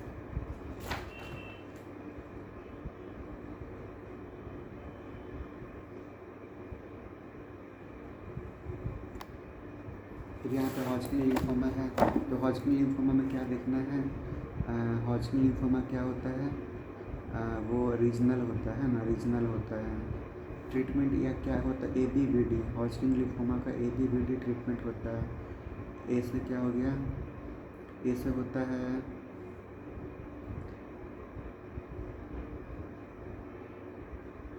ए से क्या होता है? चलो देख लेते हैं। ए से यहाँ पे क्या है? एंथ्रासाइक्लिन। ए से एंथ्रासाइक्लिन हो गया, ए से एंथ्रासाइक्लिन हो गया। बी से ब्लियोमाइसिन या ब्लियोमाइसिन, बी से विनक्रिस्टिन, ये है ना, विनक्रिस्टिन। डी से डकारबाजिन रेजिमेंट चलाते हैं हॉजकिन लिम्फोमा। इसका तो ईजी है कि एक क्लासिकल सेल होता है, क्लासिकल RS सेल होता है, उसका 4 वेरिएंट है, 1 2 3 4 है ना, 4 वेरिएंट है। इसमें CD15 CD30। स्पेसिफिक क्या होता है? PAX5 है ना, CD30 मोस्ट सेंसिटिव होता है, PAX5 क्या मोस्ट स्पेसिफिक हो गया, एप्स्टाइन बार वायरस का ये मिलता है इसमें। तो पहला वाला क्या हो गया, अगर मिक्स्ड इंडियन पॉपुलेशन कैसा है, mixed, most common mixed cellularity 2 मिलेगा इसमें, मिक्स्ड है ये, और ये Indian most common in India mixed popularity, mixed वाला जो है वो इंडिया में मोस्ट कॉमन होता है क्योंकि इंडिया में मोस्ट मिक्स्ड लोग रहते हैं। और अगर ये लाइकोना में सेल्स है तो लाइकोनर सेल्स बोलते हैं ना, तो नोडुलर स्क्लेरोसिस नाम इसका है, क्या है, नोडुलर स्क्लेरोसिस नाम इसका है। नोडुस मिलेगा, लाइकोनर सेल्स मिलेगा। इसमें चले आओ, इसमें क्या है, रीच है ना, reach our depleted, lymphocyte reach our depleted. तो इसमें क्या होता है, मोनोन्यूक्लियर RS सेल, इसमें बाई न्यूक्लियर था, इसमें बाई से क्या हो गया, मोनोन्यूक्लियर हो गया, इसमें मम्मीफाइड RS सेल हो गया, प्लियोमॉर्फिक हो गया। प्लियोमॉर्फिक याद रखना है, मम्मीफाइड है, इसमें बाई था तो इसमें मोनो हो गया, इसमें लाइकोनर सेल्स मिला था। ये क्या होता है, प्रीडोमिनेंट, इसे क्या होता है, पॉपकॉर्न, बेच प्रोमोसिस होता है ना, पॉपकॉर्न। इसमें CD20-45 EMA पॉजिटिव होता है, इसमें बार बार इस नेगेटिव होता है, BCL6 पॉजिटिव होता है, बस ये याद रखना है। माइलोप्रोलिफरेटिव 4 टाइप्स का होता है। पहला क्या है, पॉलीसाइथेमिया वेरा, फिर एसेंशियल थ्रोम्बोसाइटोसिस, उसके बाद CML और माइलोफाइब्रोसिस। इसमें क्या रहेगा, EPO कम रहेगा, ये याद रखना है। माइलोफाइब्रोसिस नाम है लेकिन EPO से भी कम है, बाकी तीनों चीज़ बढ़ा हुआ मिलेगा, है ना। इसमें सिर्फ प्लेटलेट बढ़ा हुआ मिलेगा, इसमें सिर्फ WBC बढ़ा हुआ मिलेगा, इसमें कुछ नहीं बढ़ा हुआ मिलेगा, सब कम रहेगा। इसको बोलते हैं पैनसाइटोपेनिया, मतलब सारा चीज़ कम है, सारा जितना भी टाइप्स का सेल्स है सब कम है। फिर ये JAK2 म्यूटेशन हम लोग देखते हैं किसमें है किसमें नहीं है। पहला वाला में क्या है, पूरा है JAK2 म्यूटेशन है, तो हम लोग इसका इनहिबिटर यूज करेंगे ट्रीटमेंट के लिए, राइलोक्सी रुक्सोलिटिनिब है ना, रुक्सोलिटिनिब यूज करते हैं। फिर दूसरा में 30 से 50% है, तीसरा में एब्सेंट है, फिर चौथा में 30 से 50% हो गया म्यूटेशन। तो ये सीक्वेंस याद रखना है, पहले polycythaemia vera, essential thrombocytosis, CML, माइलोफाइब्रोसिस हो गया, पहला वाला में है। दूसरा वाला में क्या है, 30 से 50, फिर एब्सेंट, फिर 30 से 50 हो गया। अब कुछ फीचर्स देखते हैं, जैसे कि पॉलीसाइथेमिया वेरा में क्या है, एक्वाजेनिक प्लोराइटिस मिलता है ना, एक्वाजेनिक प्लोराइटिस। एसेंशियल थ्रोम्बोसाइटोसिस में क्या मिलता है, स्टाइगहॉर्न थ्रोम्बोसाइटोसिस, स्टाइगहॉर्न थ्रोम्बोसाइटोसिस। इसमें क्या है, absent JAK mutation, JAK2 mutation तो देख ही लिए यहाँ पे। माइलोफाइब्रोसिस में ये हो गया। इसको क्या बोलते हैं, कंडीशन को, रेड हो गया, नॉर्मल हो गया, नॉर्मल हाथ, नॉर्मल हैंड है ये स्वेलन हो गया है और रेड भी हो गया, मतलब ज़्यादा ब्लड आ गया है ना, ज़्यादा ब्लड मतलब ज़्यादा RBC वगैरह आ गया तो रेड हो गया, सूजन हो गया। तो एरिथ्रोमिलाजिया बोलते हैं, एरिथ्रो मतलब रेड, मिलाजिया मतलब स्वेलिंग टाइप का। तो ये होता है पॉलीसाइथेमिया वेरा में, है ना, painful hand swelling due to stasis, so many blood कारण होता है, स्टैसिस हो गया, ज़्यादा ब्लड आएगा तो स्टैसिस होगा, तो एडिमा होगा ना, ऑब्स्ट्रक्शन होगा। तो ये क्या हो गया, staghorn megakaryocytes, staghorn megakaryocytes essential thrombocytosis में मिलेगा ये वाला। बस एक पेज और है, ये और ये, बस 2 पेज है अभी। Let's we take 5 minute break, okay. चलो अब देखते हैं इसका स्टेजिंग, देखते हैं हॉजकिन का क्या होता है। आयन अर्बोर होता है, स्टेजिंग होता है। इसमें बेसिकली बताता है कि number and sides with respect to diaphragm. पहला 4 टाइप्स का होता है, 1 2 3 4, है ना। हॉजकिन लिम्फोमा का स्टेजिंग किया इसमें 4 ग्रुप में, ग्रुप 1 2 3 4। 1 क्या था, एक ग्रुप था, 1 ग्रुप ऑफ लिम्फ नोड, है ना। 2 group of lymph node on same side of diaphragm, है ना। इसमें क्या, डिफरेंट साइड्स ऑफ डायफ्राम, इसमें क्या है, लिम्फ नोड भी इन्वॉल्व है और साथ में एक्स्ट्रा नोडल टिश्यू भी इन्वॉल्व है फोर्थ वाले में। ये तो देख लिया, ABVD होता है, एंथ्रासाइक्लिन, ब्लियोमाइसिन, विनक्रिस्टिन और डेकार्बाजिन, विनक्रिस्टिन और विनब्लास्टिन। ये हो गया, ये हो गया। और फिर देखते हैं CL में क्या था, राई स्टेज में था। सॉरी, 1 2 3 4 4 ग्रुप होता है, हर में होता है। वन वाला सेम एक ग्रुप है, वन ग्रुप है, two group on the same side of diaphragm, दोनों ऊपर या तो दोनों नीचे ही रहेगा जितने भी रहेंगे। इसमें क्या है, अब either side of the diaphragm ऊपर नीचे दोनों हो सकते हैं, है ना। इसमें लिम्फ नोड के अलावा एक्स्ट्रा नोडल टिश्यू भी इन्वॉल्व हो जाएंगे फोर्थ वाले ग्रुप में। ये ट्रीटमेंट हो गया। अब हम लोग को देखे तो CL में जो था वो क्या था, राई और बिनेट स्टेजिंग। तो याद करो हम लोग जो वो ल्यूकेमिया देख रहे थे, इधर वाले में क्या था, एक्यूट था, इधर वाले में एक्यूट था, इधर वाले में क्रोनिक था। एक्यूट में पहले क्या था, लिम्फोब्लास्ट है ना, लिम्फोब्लास्ट फिर क्या था, माइलॉइड वाला था। इसमें भी क्या था, क्रोनिक वाला में पहले लिम्फो वाला था, फिर माइलॉइड वाला था। ALL AML CML CLL CML। Convent school appearance, college party, garden party appearance, है ना। इसमें क्या है, इन्वेस्टिगेशन ऑफ चॉइस। इसमें क्या है, investigation of choice, flow cytometry. इसमें क्या है, फिश हो गया, इसे तो देखे ही थे ना।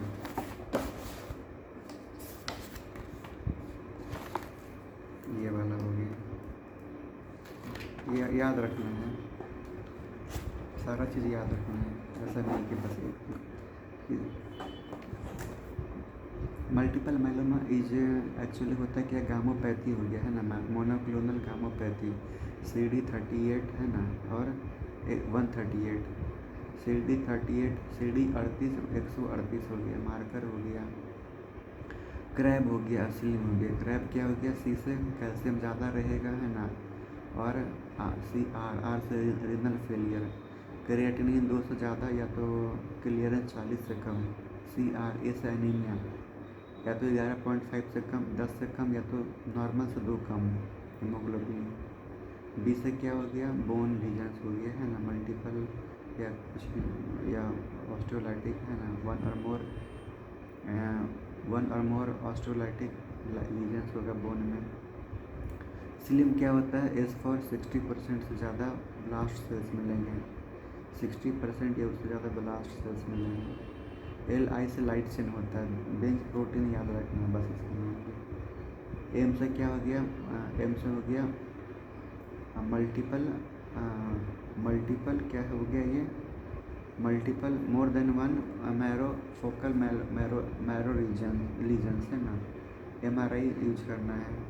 स्लिम S से क्या हो गया, S से हो गया 60 या 60% से ज़्यादा प्लाज्मा सेल्स मैरो में। LI से हो गया लाइट चेन, M से हो गया MRI। Most common cause of renal failure, है ना, क्या होता है, हाइपर कैल्सीमिया के कारण होता है इसमें, मल्टीपल माइलोमा में। स्लिम क्या होता है, हाई रिस्क फीचर बताता है। क्रैब क्या बताता है, एंड ऑर्गन फेलियर फीचर्स बताता है। फिर एक ये याद करना कि MM जो होता है उसमें क्या क्या MM होता है, MGUS होता है, एक स्मॉल्डरिंग होता है, एक वल्डर स्टॉर्म होता है।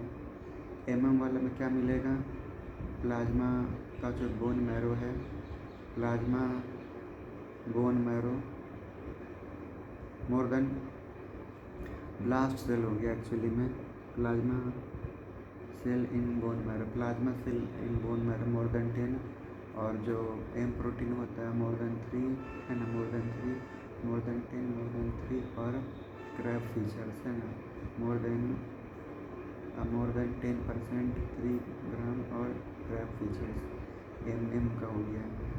ये हो गया मल्टीपल माइलोमा, क्या हो गया, M से monoclonal gammopathy of unknown significance, monoclonal gammopathy of unknown significance. इसमें क्या सब कुछ वैसा ही मिलेगा, बट ये नहीं मिलेगा क्रैब, है ना, नहीं सॉरी, अननोन सिग्निफिकेंस मतलब है बट उतना सिग्निफिकेंटली राइज नहीं किया है, तो लेस देन 10%, लेस देन 3 ग्राम, ये एब्सेंट है।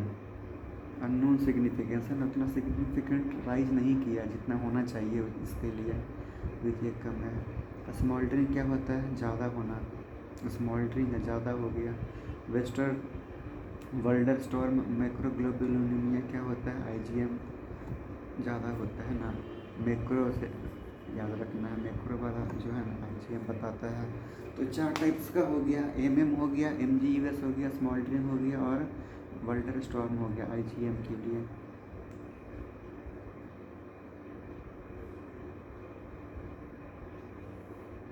MGUS में क्या होता है, everything is little raised but not meeting the criteria. Features क्या क्या मिलेगा मल्टीपल माइलोमा में, तो पंच आउट लाइटिक लीजन्स मिलेगा स्कल में, ये एग्लूटिनेशंस रूलेक्स फॉर्मेशन है ना, रूलेक्स फॉर्मेशन मिलेगा।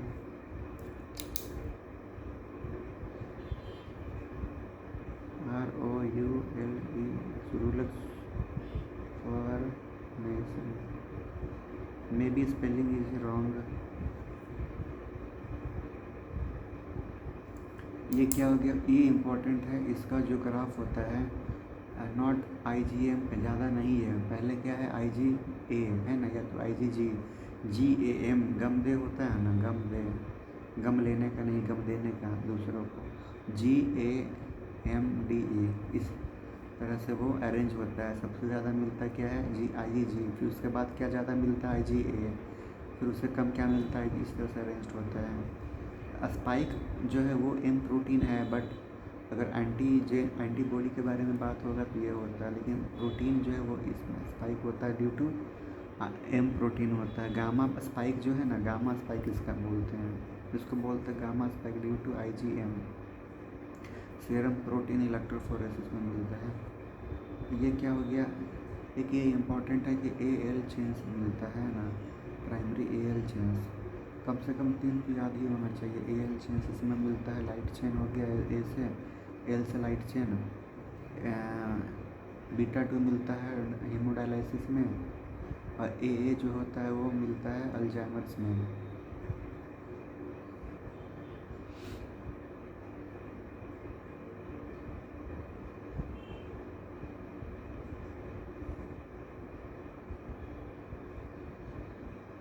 एक्चुअली में A बीटा मिलता है अल्जाइमर्स में। निमोनिक क्या है, A बीटा, छोड़ो निमोनिक, A बीटा मिलता है उसमें। इसमें क्या है, मलबेरी या मॉड सेल्स मिलता है, flame cells, Dutcher body DC RC होता है ना, RC रजिस्ट्रेशन गाड़ी का, तो R से क्या हो गया, रसल बॉडी साइटोप्लाज्मिक मिलेगा, साइटोप्लाज्म में मिलेगा, Russell body intracytoplasmic, Dutcher body nuclear हो गया। ये सब ड्रग्स हो गया मल्टीपल माइलोमा के लिए।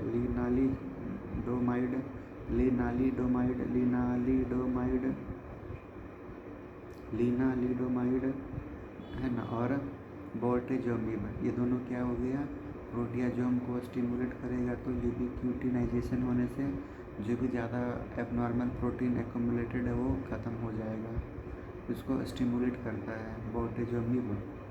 और लिनालिडोमाइड, डेक्सामेथासोन और डारूटुजुमैब क्या कर, डारूटुमुमैब CD38 इनहिबिटर हो गया, डारूटुमुमैब क्या होता है, CD38 इनहिबिटर हो गया।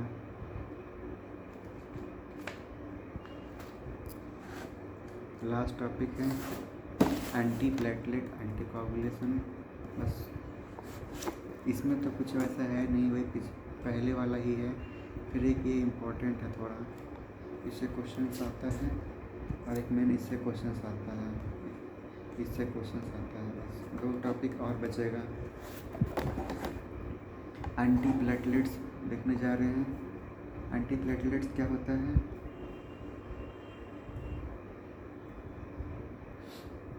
एंटी प्लेटलेट जो होता है, सबसे पहले हम लोग देखते हैं प्लेटलेट कैसे आखिर वो एग्रीगेट करता है। सबसे पहले क्या है, वो प्लेटलेट है, ये इंडोथीलियल सेल्स हो गए ये। तो इंडोथीलियल अगर इंजरी हुआ है तो इंडोथीलियल में जो था वॉन विली ब्रांड फैक्टर वो एक्सपोज हो जाता है ना, वो एक्सपोज हो जाता है, और इसका जो रिसेप्टर होता है GP1B, वो इसको आइडेंटिफाई करने से वो दोनों का बॉन्ड बनता है, इसको बोलते हैं एडेशन बोलते हैं, ठीक, एडेशन बोलते हैं।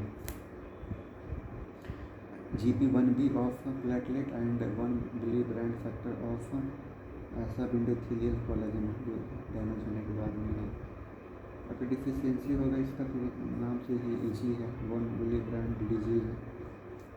लेकिन इसका नाम एक है सॉलियर डिजीज है ना, बर्नार्ड सॉलियर डिजीज, बर्नार्ड सॉलियर डिजीज, ये इतना ही इसमें करना है।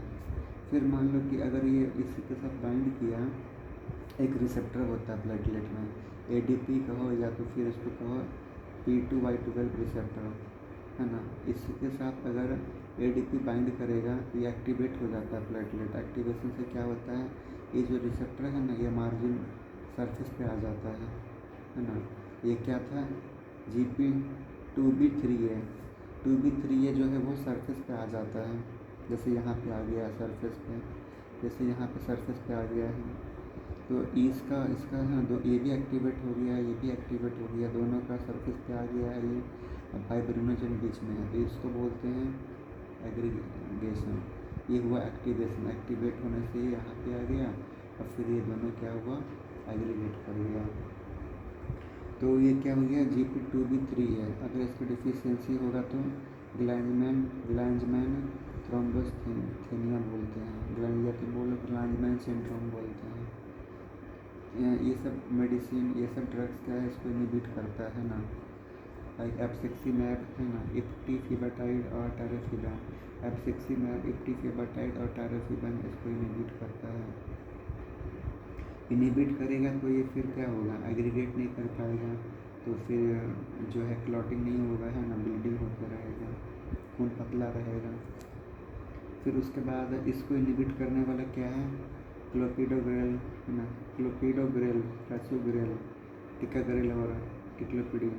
टिक्लोपिडिन का साइड इफेक्ट क्या है, न्यूट्रोपिनिया होता है। ये हो गया, ये सब गलत लिखे हैं, एक्सपीरियंस जो है ना वो एक्टिवेशन के लिए होता है। तो यहाँ पे क्या हो गया, एडेशन पहले होता है प्लेटलेट का, उसके लिए 1 मिलीब्रेंट फैक्टर है और GP1B होना चाहिए। दूसरा स्टेप में क्या होता है, एक्टिवेशन, उसके लिए ADP ये तो लिगैंड हो गया इसका, और थ्रोम्बोक्सिन A2 भी है। एग्रीगेशन के लिए क्या चाहिए, फाइब्रिनोजन चाहिए, GP2B3 है। एंटी प्लेटलेट ड्रग्स कैसे याद रखना है ना, एक तो ये देख लेते हैं कि PGI2 रिलीज कहाँ से होता है, एंडोथेलियल सेल से। थ्रोम्बोक्सिन A2 कहाँ से होता है, प्लेटलेट से होता है ना, तो यहाँ भी है।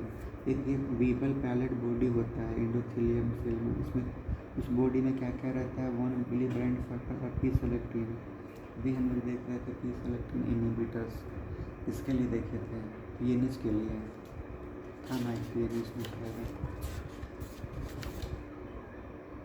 इसमें नहीं है, इसमें तो इक्विलिजुमैब है। P सेलेक्टिन इनहिबिटर किसके लिए देखे थे,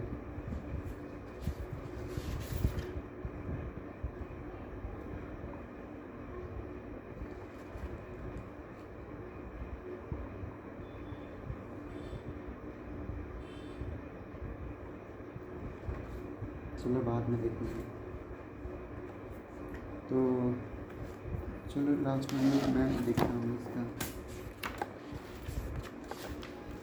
P सेलेक्टिन इनहिबिटर है, इसमें भी नहीं है, ये रहा वोल्टेलेटोर, रॉक्सेलेटोर और क्रीजनलीजुमैब जो होता है P सेलेक्टिन इनहिबिटर है, SCA में देते हैं ना, SCA में देते हैं। चलो बाद में इसको लास्ट में करेंगे हम लोग रिवीजन, कुछ कुछ ड्रग्स का, सारे एक तरह से सारे ड्रग्स का, बस इसको छोड़ करके। तो ये क्या हो गया मेरा, ये हो गया एंटी प्लेटलेट में होता है। पहला ये देखते हैं कॉक्स इनहिबिटर क्या हो गया, कौन इनहिबिट करता है, एस्पिरिन। तो उसको इनहिबिट करने से क्या होता है, एस्पिरिन अगर इनहिबिट कर दिया इसको तो क्या नहीं बनता है, थ्रोम्बोक्सिन A2 नहीं बनता है, ये ना, थ्रोम्बोक्सिन A2 नहीं बनेगा। P2Y12 रिसेप्टर ब्लॉकर कौन कौन सा था, रिवर्स इसमें था ये सब, तो जैसे कि ये है टिकाग्रेल, कैनाग्रेल, OR है ना, मतलब और मतलब रिवर्सिबल है, OR होगा रिवर्सिबल वाला में ना, और रिवर्सिबल क्या हो गया, क्लोपिडोग्रेल वाला जो है ना वो सब, क्लोपिडोग्रेल, टिकाग्रेल, रसोग्रेल है ना, क्लोपिडोग्रेल, रसोग्रेल, टिक्लोपिडिन क्या देखें, न्यूट्रोपिनिया करवाता है, यहाँ पर देखें। तो ये तो हो गया। अब इसमें G2B3A इनहिबिटर मोनोक्लोनल एंटीबॉडी वाला क्या हो गया, एब्रिसिक्सिमैब, जो कि यहाँ पे था। सिंथेटिक हो गया इक्टिफिबाटाइड और टायरोफिबैन। एक ये याद रखना, PAR1 इनहिबिटर क्या हो गया, पैक्सर नाम में रहेगा। PAR1 इनहिबिटर जो है वो पैक्सर के नाम से रहेगा।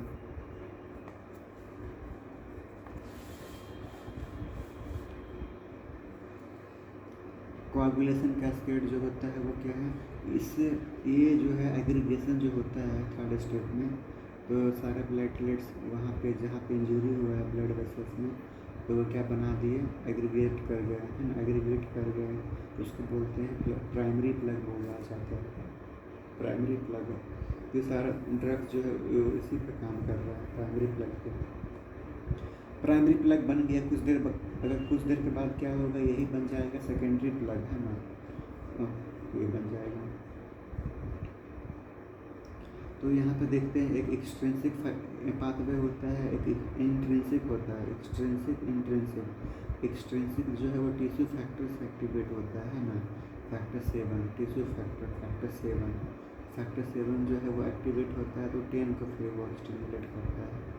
वैसे ही इसमें है इंट्रिंसिक में 10 याद रखना, निमोनिक TEN 12 पहले एक्टिवेट होता है, फिर E से 11, फिर 9, 12, 11, 9, उसके बाद क्या है, फिर से वो भी 10 को स्टिमुलेट करेगा। इसका मतलब 10 वाला जो है, या तो इतना सारा जो है वो क्या है, कॉमन पाथवे हो गया दोनों के लिए, इसके लिए भी इसके लिए भी कॉमन पाथवे।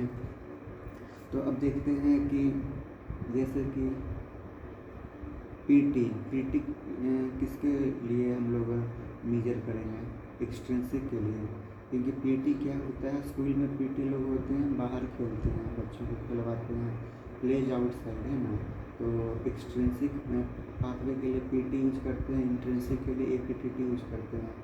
और एंटीकोगुलेंट क्या यूज कर सकते हैं, like low molecular weight heparin, है ना, हेपेरिन, और direct X inhibitor like apixaban, X से लिखा रहेगा, एक्स इनहिबिटर एक्स से, फॉन्डापेलिनॉक्स। 3 तरह का हीमोफीलिया होता है, ABC, है ना, ABC। AB वाला क्या होता है, XLR होता है, बॉयज़ में होता है। C वाला AR होता है, गर्ल्स में होता है। 8, 9, 8, 9, 11 फैक्टर होता है। अब इसमें एक देखना है कि फैक्टर 12 और फैक्टर 11, 12 से 11 से 9, ये दोनों को C1 मीडिएट कर रहा था, तो C1 इनहिबिटर देंगे तो ये आगे ही नहीं जाएगा रिएक्शन, है ना, इंट्रिंसिक वाला नहीं हो पाएगा। साथ में और क्या करता है, कैली हाई मॉलिक्यूलर वेट को नैप्रेडिकाइन में चेंज करने वाला क्या है, कैलिप्रेन, इसको भी इनहिबिट कर देता है। तो ये अगर बनता तो ये सब होता, क्या होता, वैसोडाइलेशन, परमिएबिलिटी बढ़ता, पेन बढ़ता, उसको क्या बोलते हैं, हेरिडिटरी एंजियोएडिमा।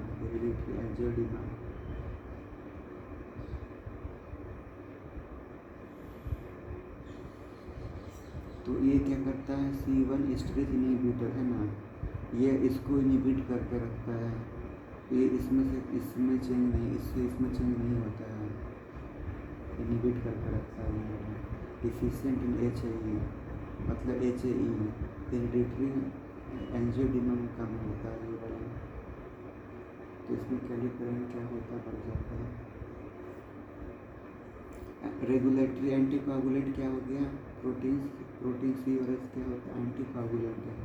बाकी सब क्या है, कोगुलेंट हो गया, तो वो स्टिमुलेट होगा तो कोगुलेशन करवाएगा, अगर ये दोनों स्टिमुलेट होगा तो एंटीकोगुलेशन नहीं है। ये फैक्टर को 5 और 8 को इनहिबिट करता है ना, फैक्टर 5, 8 को इनहिबिट करता है। विटामिन के से क्या होता है, किसको स्टिमुलेट करेगा, 2, 7, 9, 10, और प्रोटीन CS, है ना, ये इनहिबिट करता है 5 और 8 को। इस कारण से क्या होता है, ब्लड जम नहीं पाता है, इसीलिए ये क्या है, एंटीकोगुलेंट हो गया CRS। इसमें भी वही सब हो गया, DT direct thrombin inhibitor like argatroban, है ना, बेवालोरुडीन, डायबिगैट्रॉन क्या ओरल दे सकते हैं। चलो एक बार यहाँ पे आते हैं। 10 तो हो गया, तो फिर 10 से 10 ये फिर है ना, फिर 2 फिर 1 थ्रोम्बिन, 2 को थ्रोम्बिन कहते हैं। तो प्रोथ्रोम्बिन से थ्रोम्बिन 1 फैक्टर 1 को क्या बोलते हैं, फाइब्रिनोजेन। फाइब्रिनोजेन को फाइब्रिन मोनोमर्स फिलामेंट्स। ये क्या होता है, स्टेबलाइज कौन करता है, फैक्टर 13 स्टेबलाइज करता है। लोग क्लोराइन फैक्टर बोलते हैं इसको। अब इसको डिग्रेड करना है ना, तो क्या होता है, प्लाज्मिन जो है ना वो डिग्रेड करता है। प्लाज्मिन कैसे आता है, प्लाज्मिनोजेन से। इसको कौन एक्टिवेट करता है, टीपीए है ना, टीपीए। तो अगर हम टीपीए को स्टिमुलेट करेंगे, कहीं ना कहीं ये प्लाज्मिन बना देगा इससे। कौन कौन सा है, अल्टीप्लेज, रेटिप्लेज, स्टिप्लोकाइनेज, टीनेक्टिप्लेज। सब क्या है, खून प्लेटलेट तोड़ने वाला है ना, सेकेंडरी प्लेट बन गया ना, उसको तोड़ने वाला है। तो या तो प्राइमरी प्लग को ही तोड़ने, जो भी ये प्लग को ख़त्म करेगा। और अगर इसको इनहिबिट कर दे तो मतलब ये इसमें नहीं आ पाएगा। तो फिर जो मेस बन गया, प्लेटलेट प्लग बन गया, वो भी टूट नहीं पाएगा है ना। तो इसके लिए अमाइनो सल्फ्यूरिक एसिड और ट्रेमेक्सा हो गया, स्टॉप ब्लीडिंग है ना। ब्लीडिंग ये हेल्प करेगा ना, इसी यही रहने में हेल्प करेगा। तो स्टॉप ब्लीडिंग है ना, क्रैश टू ट्रायल सर्जरी में है इंग्लिश। फैक्टर वी ब्लीडिंग क्या होता है, most common disorder for responsible for hyper coagulation, factor V bleeding. तो प्रोडक्शन ऑफ म्यूटेंट फैक्टर 5 कैसे बनता है ये, म्यूटेंट फैक्टर 5 अर्जिनिन 506 और GLN म्यूटेशन से बनता है। Resistance to degradation by activated protein C है ना। म्यूटेंट फैक्टर 5 कॉम्प्लिकेशन क्या हो सकता है इस कारण से, मतलब हाइपर कोआगुलेबल स्टेट है ना। हाइपर कोआगुलेबल स्टेट के कारण DVT हो सकता है, सेरेब्रल वेन थ्रोम्बोसिस हो सकता है, रिकरेंट प्रेगनेंसी लॉस हो सकता है। डोज क्या होता है स्ट्रिप्टोकाइनेज का, 1.5 mU ओवर 1 आवर में। 1 आवर में ख़त्म करना होता है पूरा इंजेक्शन को। अब क्या देखना है, एंटीकोआगुलेंट्स। वो तो था एंटीप्लेटलेट्स, ये है एंटीकोआगुलेंट्स। तो एंटीकोआगुलेंट्स में क्या हो सकता है, ओरल और पेरेंट्रल हो सकता है। फिर दोनों में क्या हो सकता है, डायरेक्ट इनडायरेक्ट है ना। Oral parenteral, direct indirect. तो अगर ओरल में डायरेक्ट क्या हो सकता है, डायरेक्ट थ्रोम्बिन है ना, डायरेक्ट थ्रोम्बिन इनहिबिटर, नाम से ही है डायरेक्ट थ्रोम्बिन इनहिबिटर्स। तो थ्रोम्बिन इनहिबिटर्स क्या हो गया, डायबिगैट्रन, ये भी डी से ही है। डायरेक्ट थ्रोम्बिन इनहिबिटर्स डायबिगैट्रन ही है ओरल वाले में। इसका एंटीडोट क्या हो गया, इडारुसिजिमाब है ना। डायरेक्ट थ्रोम्बिन इनहिबिटर्स डायबिगैट्रन, इडारुसिजिमाब इसका एंटीडोट हो गया। बस यही factor 10A inhibitor, direct X inhibitor है ना, डायरेक्ट एक्स इनहिबिटर, रिवारोक्साबैन, एपिक्साबैन और पिडोक्साबैन। इन तीनों का मतलब कि फैक्टर डायरेक्ट एक्स इनहिबिटर का जो ओरल ले रहे हैं उसका क्या हो गया antidote, andexanet alfa, end of X है ना, एक्स जो है उसका एंड कर दो फंक्शन, एंड एक्सानेट अल्फा। ये ओरल में हो गया डायरेक्ट और डायरेक्ट हो गया। इनडायरेक्ट में क्या होता है, वारफरिन। हम लोग वारफरिन खाते हैं ना टैबलेट, तो वारफरिन हो गया हमारा डायरेक्ट ओरल में। काम कैसे करता है, इपॉक्साइड रिडक्टेज को इनहिबिट करता है ना। इसका एंजाइम क्या है, C2C9 है ना। कैसे याद रखना है, 2,7,19 को इनहिबिट करता है ना, 2 और 9। इसको इनहिबिट कैसे करेगा, वारफरिन का टॉक्सिसिटी है। कैसे, ये जो है विटामिन के इसका एंटीडोट हो गया। अगर टॉक्सिसिटी हो रहा है वारफरिन का तो विटामिन के एंटीडोट हो गया। FFP में क्या होता है, ऑल क्लॉटिंग फैक्टर्स प्रेजेंट है ना, all clotting factors present, full हो गया, फुल मतलब सारा क्लॉटिंग फैक्टर्स है F वाले में, फुल वाले में। फिर वैसे ही पेरेंटल में देखते हैं, क्या देखते हैं, डायरेक्ट इनडायरेक्ट। तो डायरेक्ट में क्या हो गया, फिर से थ्रोम्बिन इनहिबिटर्स है ना, तो डी वाला तो चला गया वहाँ, बाकी जो बच गया था जैसे कि बी वाले रूडीन और गैट्रोबैन है, नहीं से बच गया था, तो इसे इसमें आ गया फिर से एरूडीन, डी वाले रूडीन और गैट्रोबैन इसमें आ गया, डायरेक्ट ओरल वाले में डायरेक्ट थ्रोम्बिन में आ गया। इसमें क्या होता है, एक्स इनहिबिटर में फोल्डापेरिनॉक्स और पोटामीजाबैन, पोटामिक्साबैन, फोल्डापेरिनॉक्स इंजेक्शन हो गया, ये सबक्यूटेनियस इंजेक्शन देते हैं। तो ये क्या हो गया मेरा, डायरेक्ट हो गया पेरेंट्रल में। नोवल ओरल एंटीकोगुलेंट हो गया ये वाला भी, डायरेक्ट वाला नोवेल ओरल एंटीकोगुलेंट, वैसे ये भी हो गया नोवेल ओरल एंटीकोगुलेंट, उसमें ये नहीं होता है डायरेक्ट में, मतलब ये भी होता है, डायरेक्ट वाला जो है वही होता है, इनडायरेक्ट वाला ये नहीं आएगा। इनडायरेक्ट में ये क्या हो गया हमारा, अनफ्रैक्शनेटेड हेपेरिन। अनफ्रैक्शनेटेड हेपेरिन जो होता है वो क्या होता है, सेफ इन रीनल फेलियर, लेकिन जो लो मॉलिक्यूलर वेट वाला है वो contraindicated in liver in renal failure, renal failure. इसका साइड इफेक्ट क्या है, HIT। HIT क्या होता है, हेपेरिन इंड्यूस्ड थ्रोम्बोसाइटोपेनिया, तो इससे ब्लीडिंग होगा, ब्लीडिंग होगा, क्या होगा, ब्लीडिंग। HIT किससे होता है, अनफ्रैक्शनेटेड हेपेरिन से होता है। फिर इनॉक्सापेरिन वगैरह भी इसी में आता है, इनॉक्सापेरिन, डाल्टेपेरिन। एक होता है चीरा पैरेंटाइड। चीरा पैरेंटाइड क्या होता है, एंटीडोट फॉर फैक्टर 10 और DTI, 10A और DTI, मतलब 10A और DTI दोनों के लिए, इसके लिए अलग था ना, इसके लिए अलग था। अब ये क्या हो गया, ये जो होता है ये दोनों के लिए एंटीडोट हो गया, ciraparantag, factor 10A and DTI। Heparin का एंटीडोट क्या होता है, प्रोटामिन सल्फेट होता है। ये क्या हो गया, पर्पल टो सिंड्रोम, या डर्मल नेक्रोसिस है ना, dermal necrosis. Side effect of warfarin, warf जो लेते हैं ना और टैबलेट, ये उसका साइड इफेक्ट हो गया। इसीलिए पहले हम लोग क्या करते हैं, हेपेरिन पहले देते हैं, देन स्टार्ट वारफरीन। वारफरीन की टॉक्सिसिटी के लिए PT यूज़ करते हैं लोग, है ना। अभी यहाँ पे देखते हैं ब्लीडिंग डिसऑर्डर है, कैसे हम लोग अप्रोच करेंगे। तो सबसे पहले हम लोग देखते हैं वन विली ब्रांड फैक्टर के बारे में, डिजीज़ के बारे में, जो कि मोस्ट कॉमन होता है। ब्लीडिंग डिसऑर्डर जो होता है वो तो हाइपरकोगुलेबल स्टेट हो रहा था फैक्टर B ब्लीडिंग के कारण। अगर ब्लीडिंग हो रहा है तो उसका मोस्ट कॉमन कॉज क्या होता है, वन विली ब्रांड डिजीज। इसमें क्या होता है, DT और APTT जो है वो दोनों बढ़ावा मिलेगा, है ना। DT मतलब ब्लीडिंग टाइम, और इंट्रिंसिक फैक्टर जो है दोनों के दोनों प्रोलॉन्ग्ड रहेगा। इंट्रिंसिक पाथवे ऑफ कोगुलेशन और ब्लीडिंग टाइम दोनों प्रोलॉन्ग रहेगा। एपिस्टासिस होगा, haemorrhagia, high bleeding after procedures like dental procedures, chromosome 12 DAD, von Willebrand factor, chromosome 12 autosomal dominant.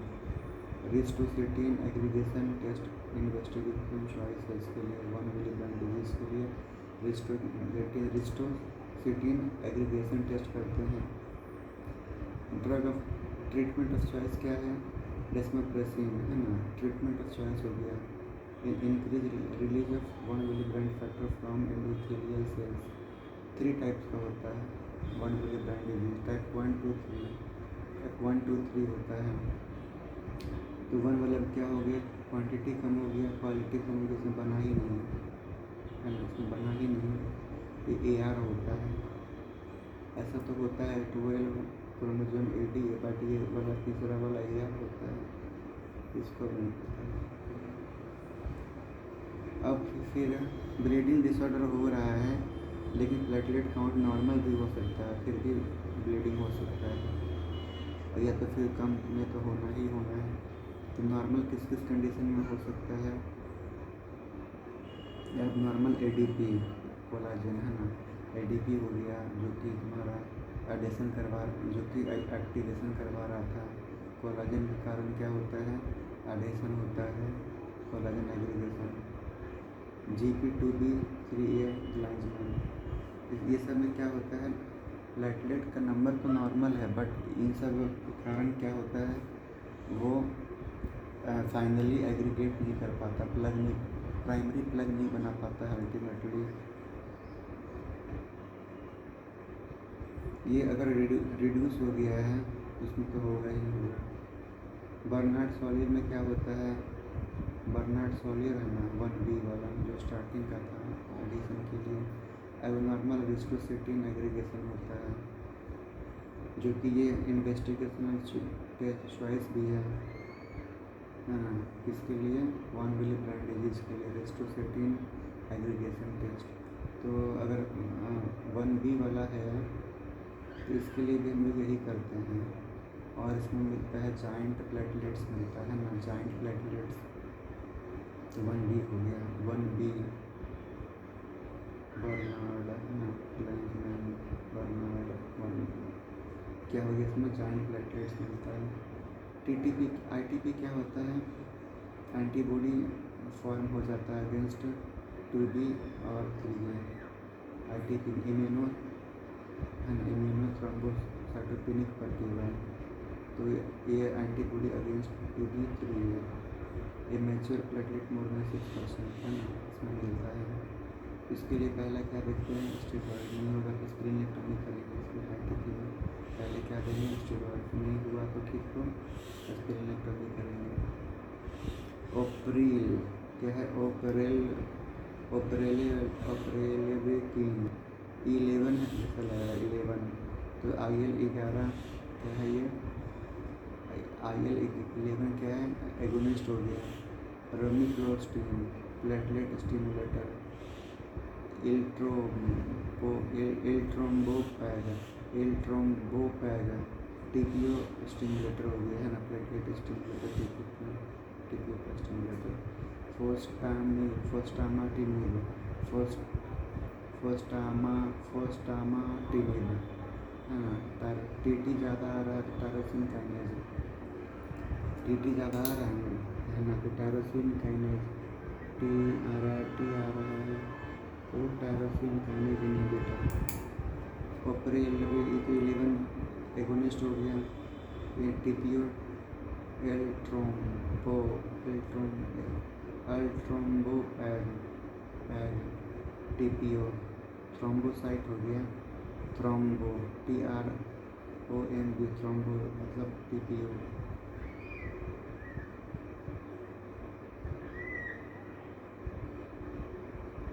ये क्या हो गया, TT टायरोसिन काइनेज।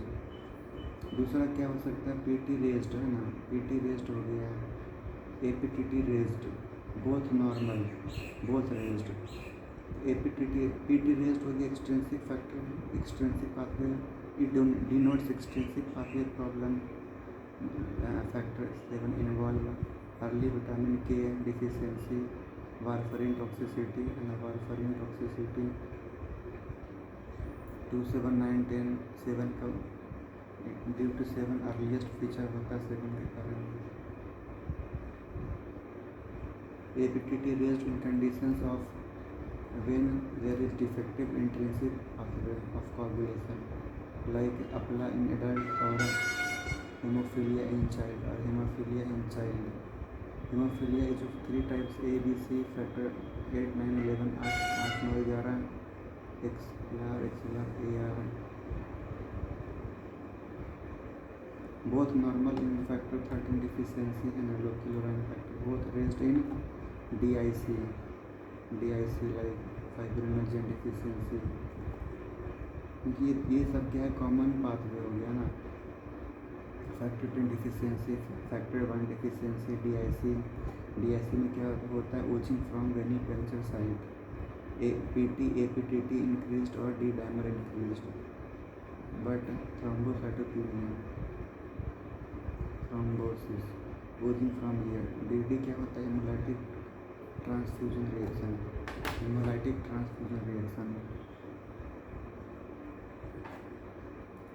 प्लेटलेट का अगर प्रॉब्लम है तो पी से रहेगा परप्यूरा पेटिकी परप्यूरा बीटी यूज करेंगे प्लेटलेट में।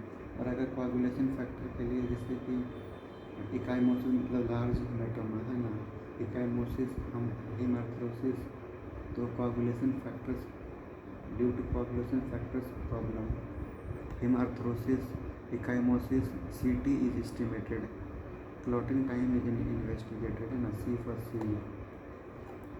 Coagulation platelet abnormality, coagulation factor abnormality, C is C, BT-CT, purpura, petechiae purpura BT is estimated. If there is ecchymosis, hemarthrosis, then we suspect there may be coagulation factor abnormality, then we will measure CT in that case.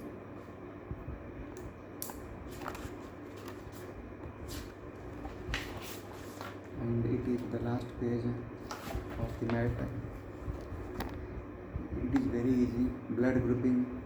There are mainly 4 types of A, B, O. O is donor antigen for A, B, AB. Yes, A and B. O is no and except H. H means Rh antigen. Antibody exactly opposite. If there is antigen A, then in blood there will be antibody against antigen B, like same. If there is no any antigen, neither A, neither B, neither H, then it will be said as Bombay blood group है ना। तो इसमें क्या होगा, सारा का सारा all antibody will be present, antigen तो नहीं है बट सारा एंटीबॉडी रहेगा इसमें। Which part provides resistance to vivax and knowlesi है ना। It is absence of Duffy code, absence of antigen, Duffy antigen code, Duffy antigen layer. McLeod क्या होता है, मैक्लियोड होता है L McLeod antigen adsorbed from plasma, antigen adsorbed from plasma हो गया, Lewis हो गया। क्रोमोजोम राह RH 1990 RH chromosome for RH antigen ABO grouping and H antigen मतलब H एंटीजन अलग है, it is different from H। RAH, R से RH, A से ABO, H से H एंटीजन 1990 क्रोमोजोम। ये तो इजी है। A negative, A positive, B negative, B positive, D positive, Bombay blood group. Transfusion medicine most important topic. CPD citrate phosphate dextrose, citrate phosphate dextrose adenine. Citrate sequestrate both calcium and magnesium, citrate sequestrate both calcium and magnesium. Sagam is for saline or adenine glucose mannitol. Massive transfusion. What is massive transfusion? Massive transfusion. So for massive transfusion we need more than 10 units in 24 hours. Decrease calcium due to magnesium sequestration. Initially potassium कम होगा, then it will rise, increase हो जाएगा, और due to RBC lysis, acid base पहले क्या होगा, alkalosis, पहले acidosis फिर alkalosis हो जाएगा ड्यू टू साइट्रेट है ना। Most common cause of death dilutional coagulopathy, most common cause of death dilutional कोआगुलोपैथी।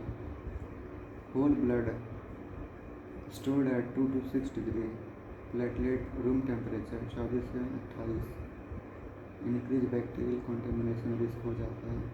FFP और -30 डिग्री सेल्सियस 42 डेज के लिए, 4 to 5 days, 1 year. Transfuse within 4 hour, 30 minutes. Increase by 1 gram 3 HCT है ना, 3% HCT, 5 to 10 K है ना, 5 to 10 K। Cryo precipitate, as we know FFP has all clotting factors। Cryo precipitate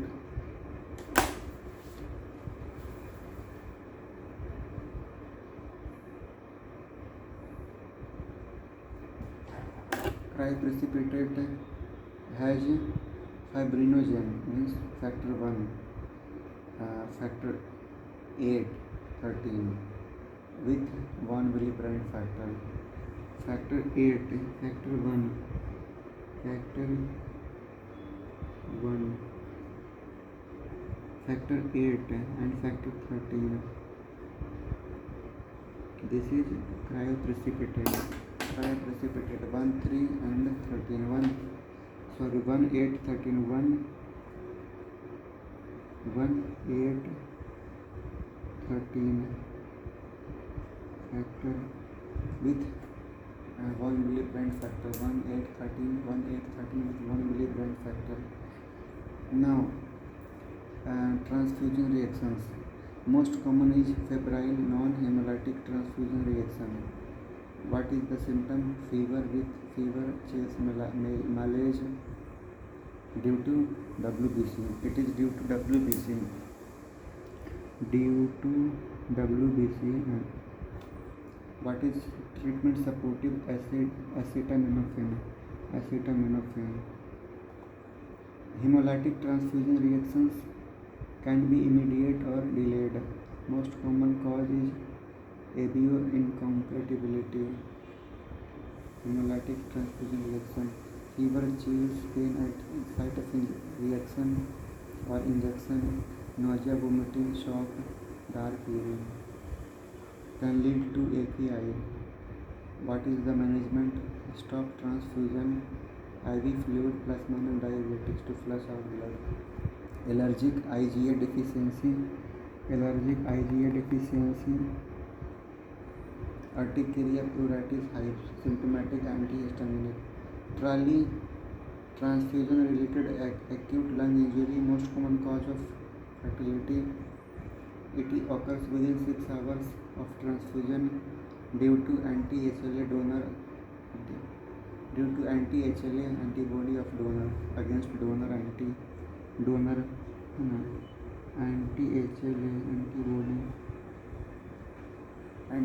antibody। What is the symptom? What will be the symptom? Presenting symptom: dyspnea, hypoxemia, bilateral chest infiltrates, crepitations।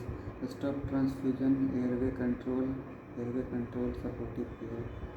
TACO, transfusion associated circulatory overload। इसमें क्या होगा? JVP rest मिलेगा, है ना, circulatory overload हो गया तो JVP rest मिलेगा। तो stop slow infusion with diuretics.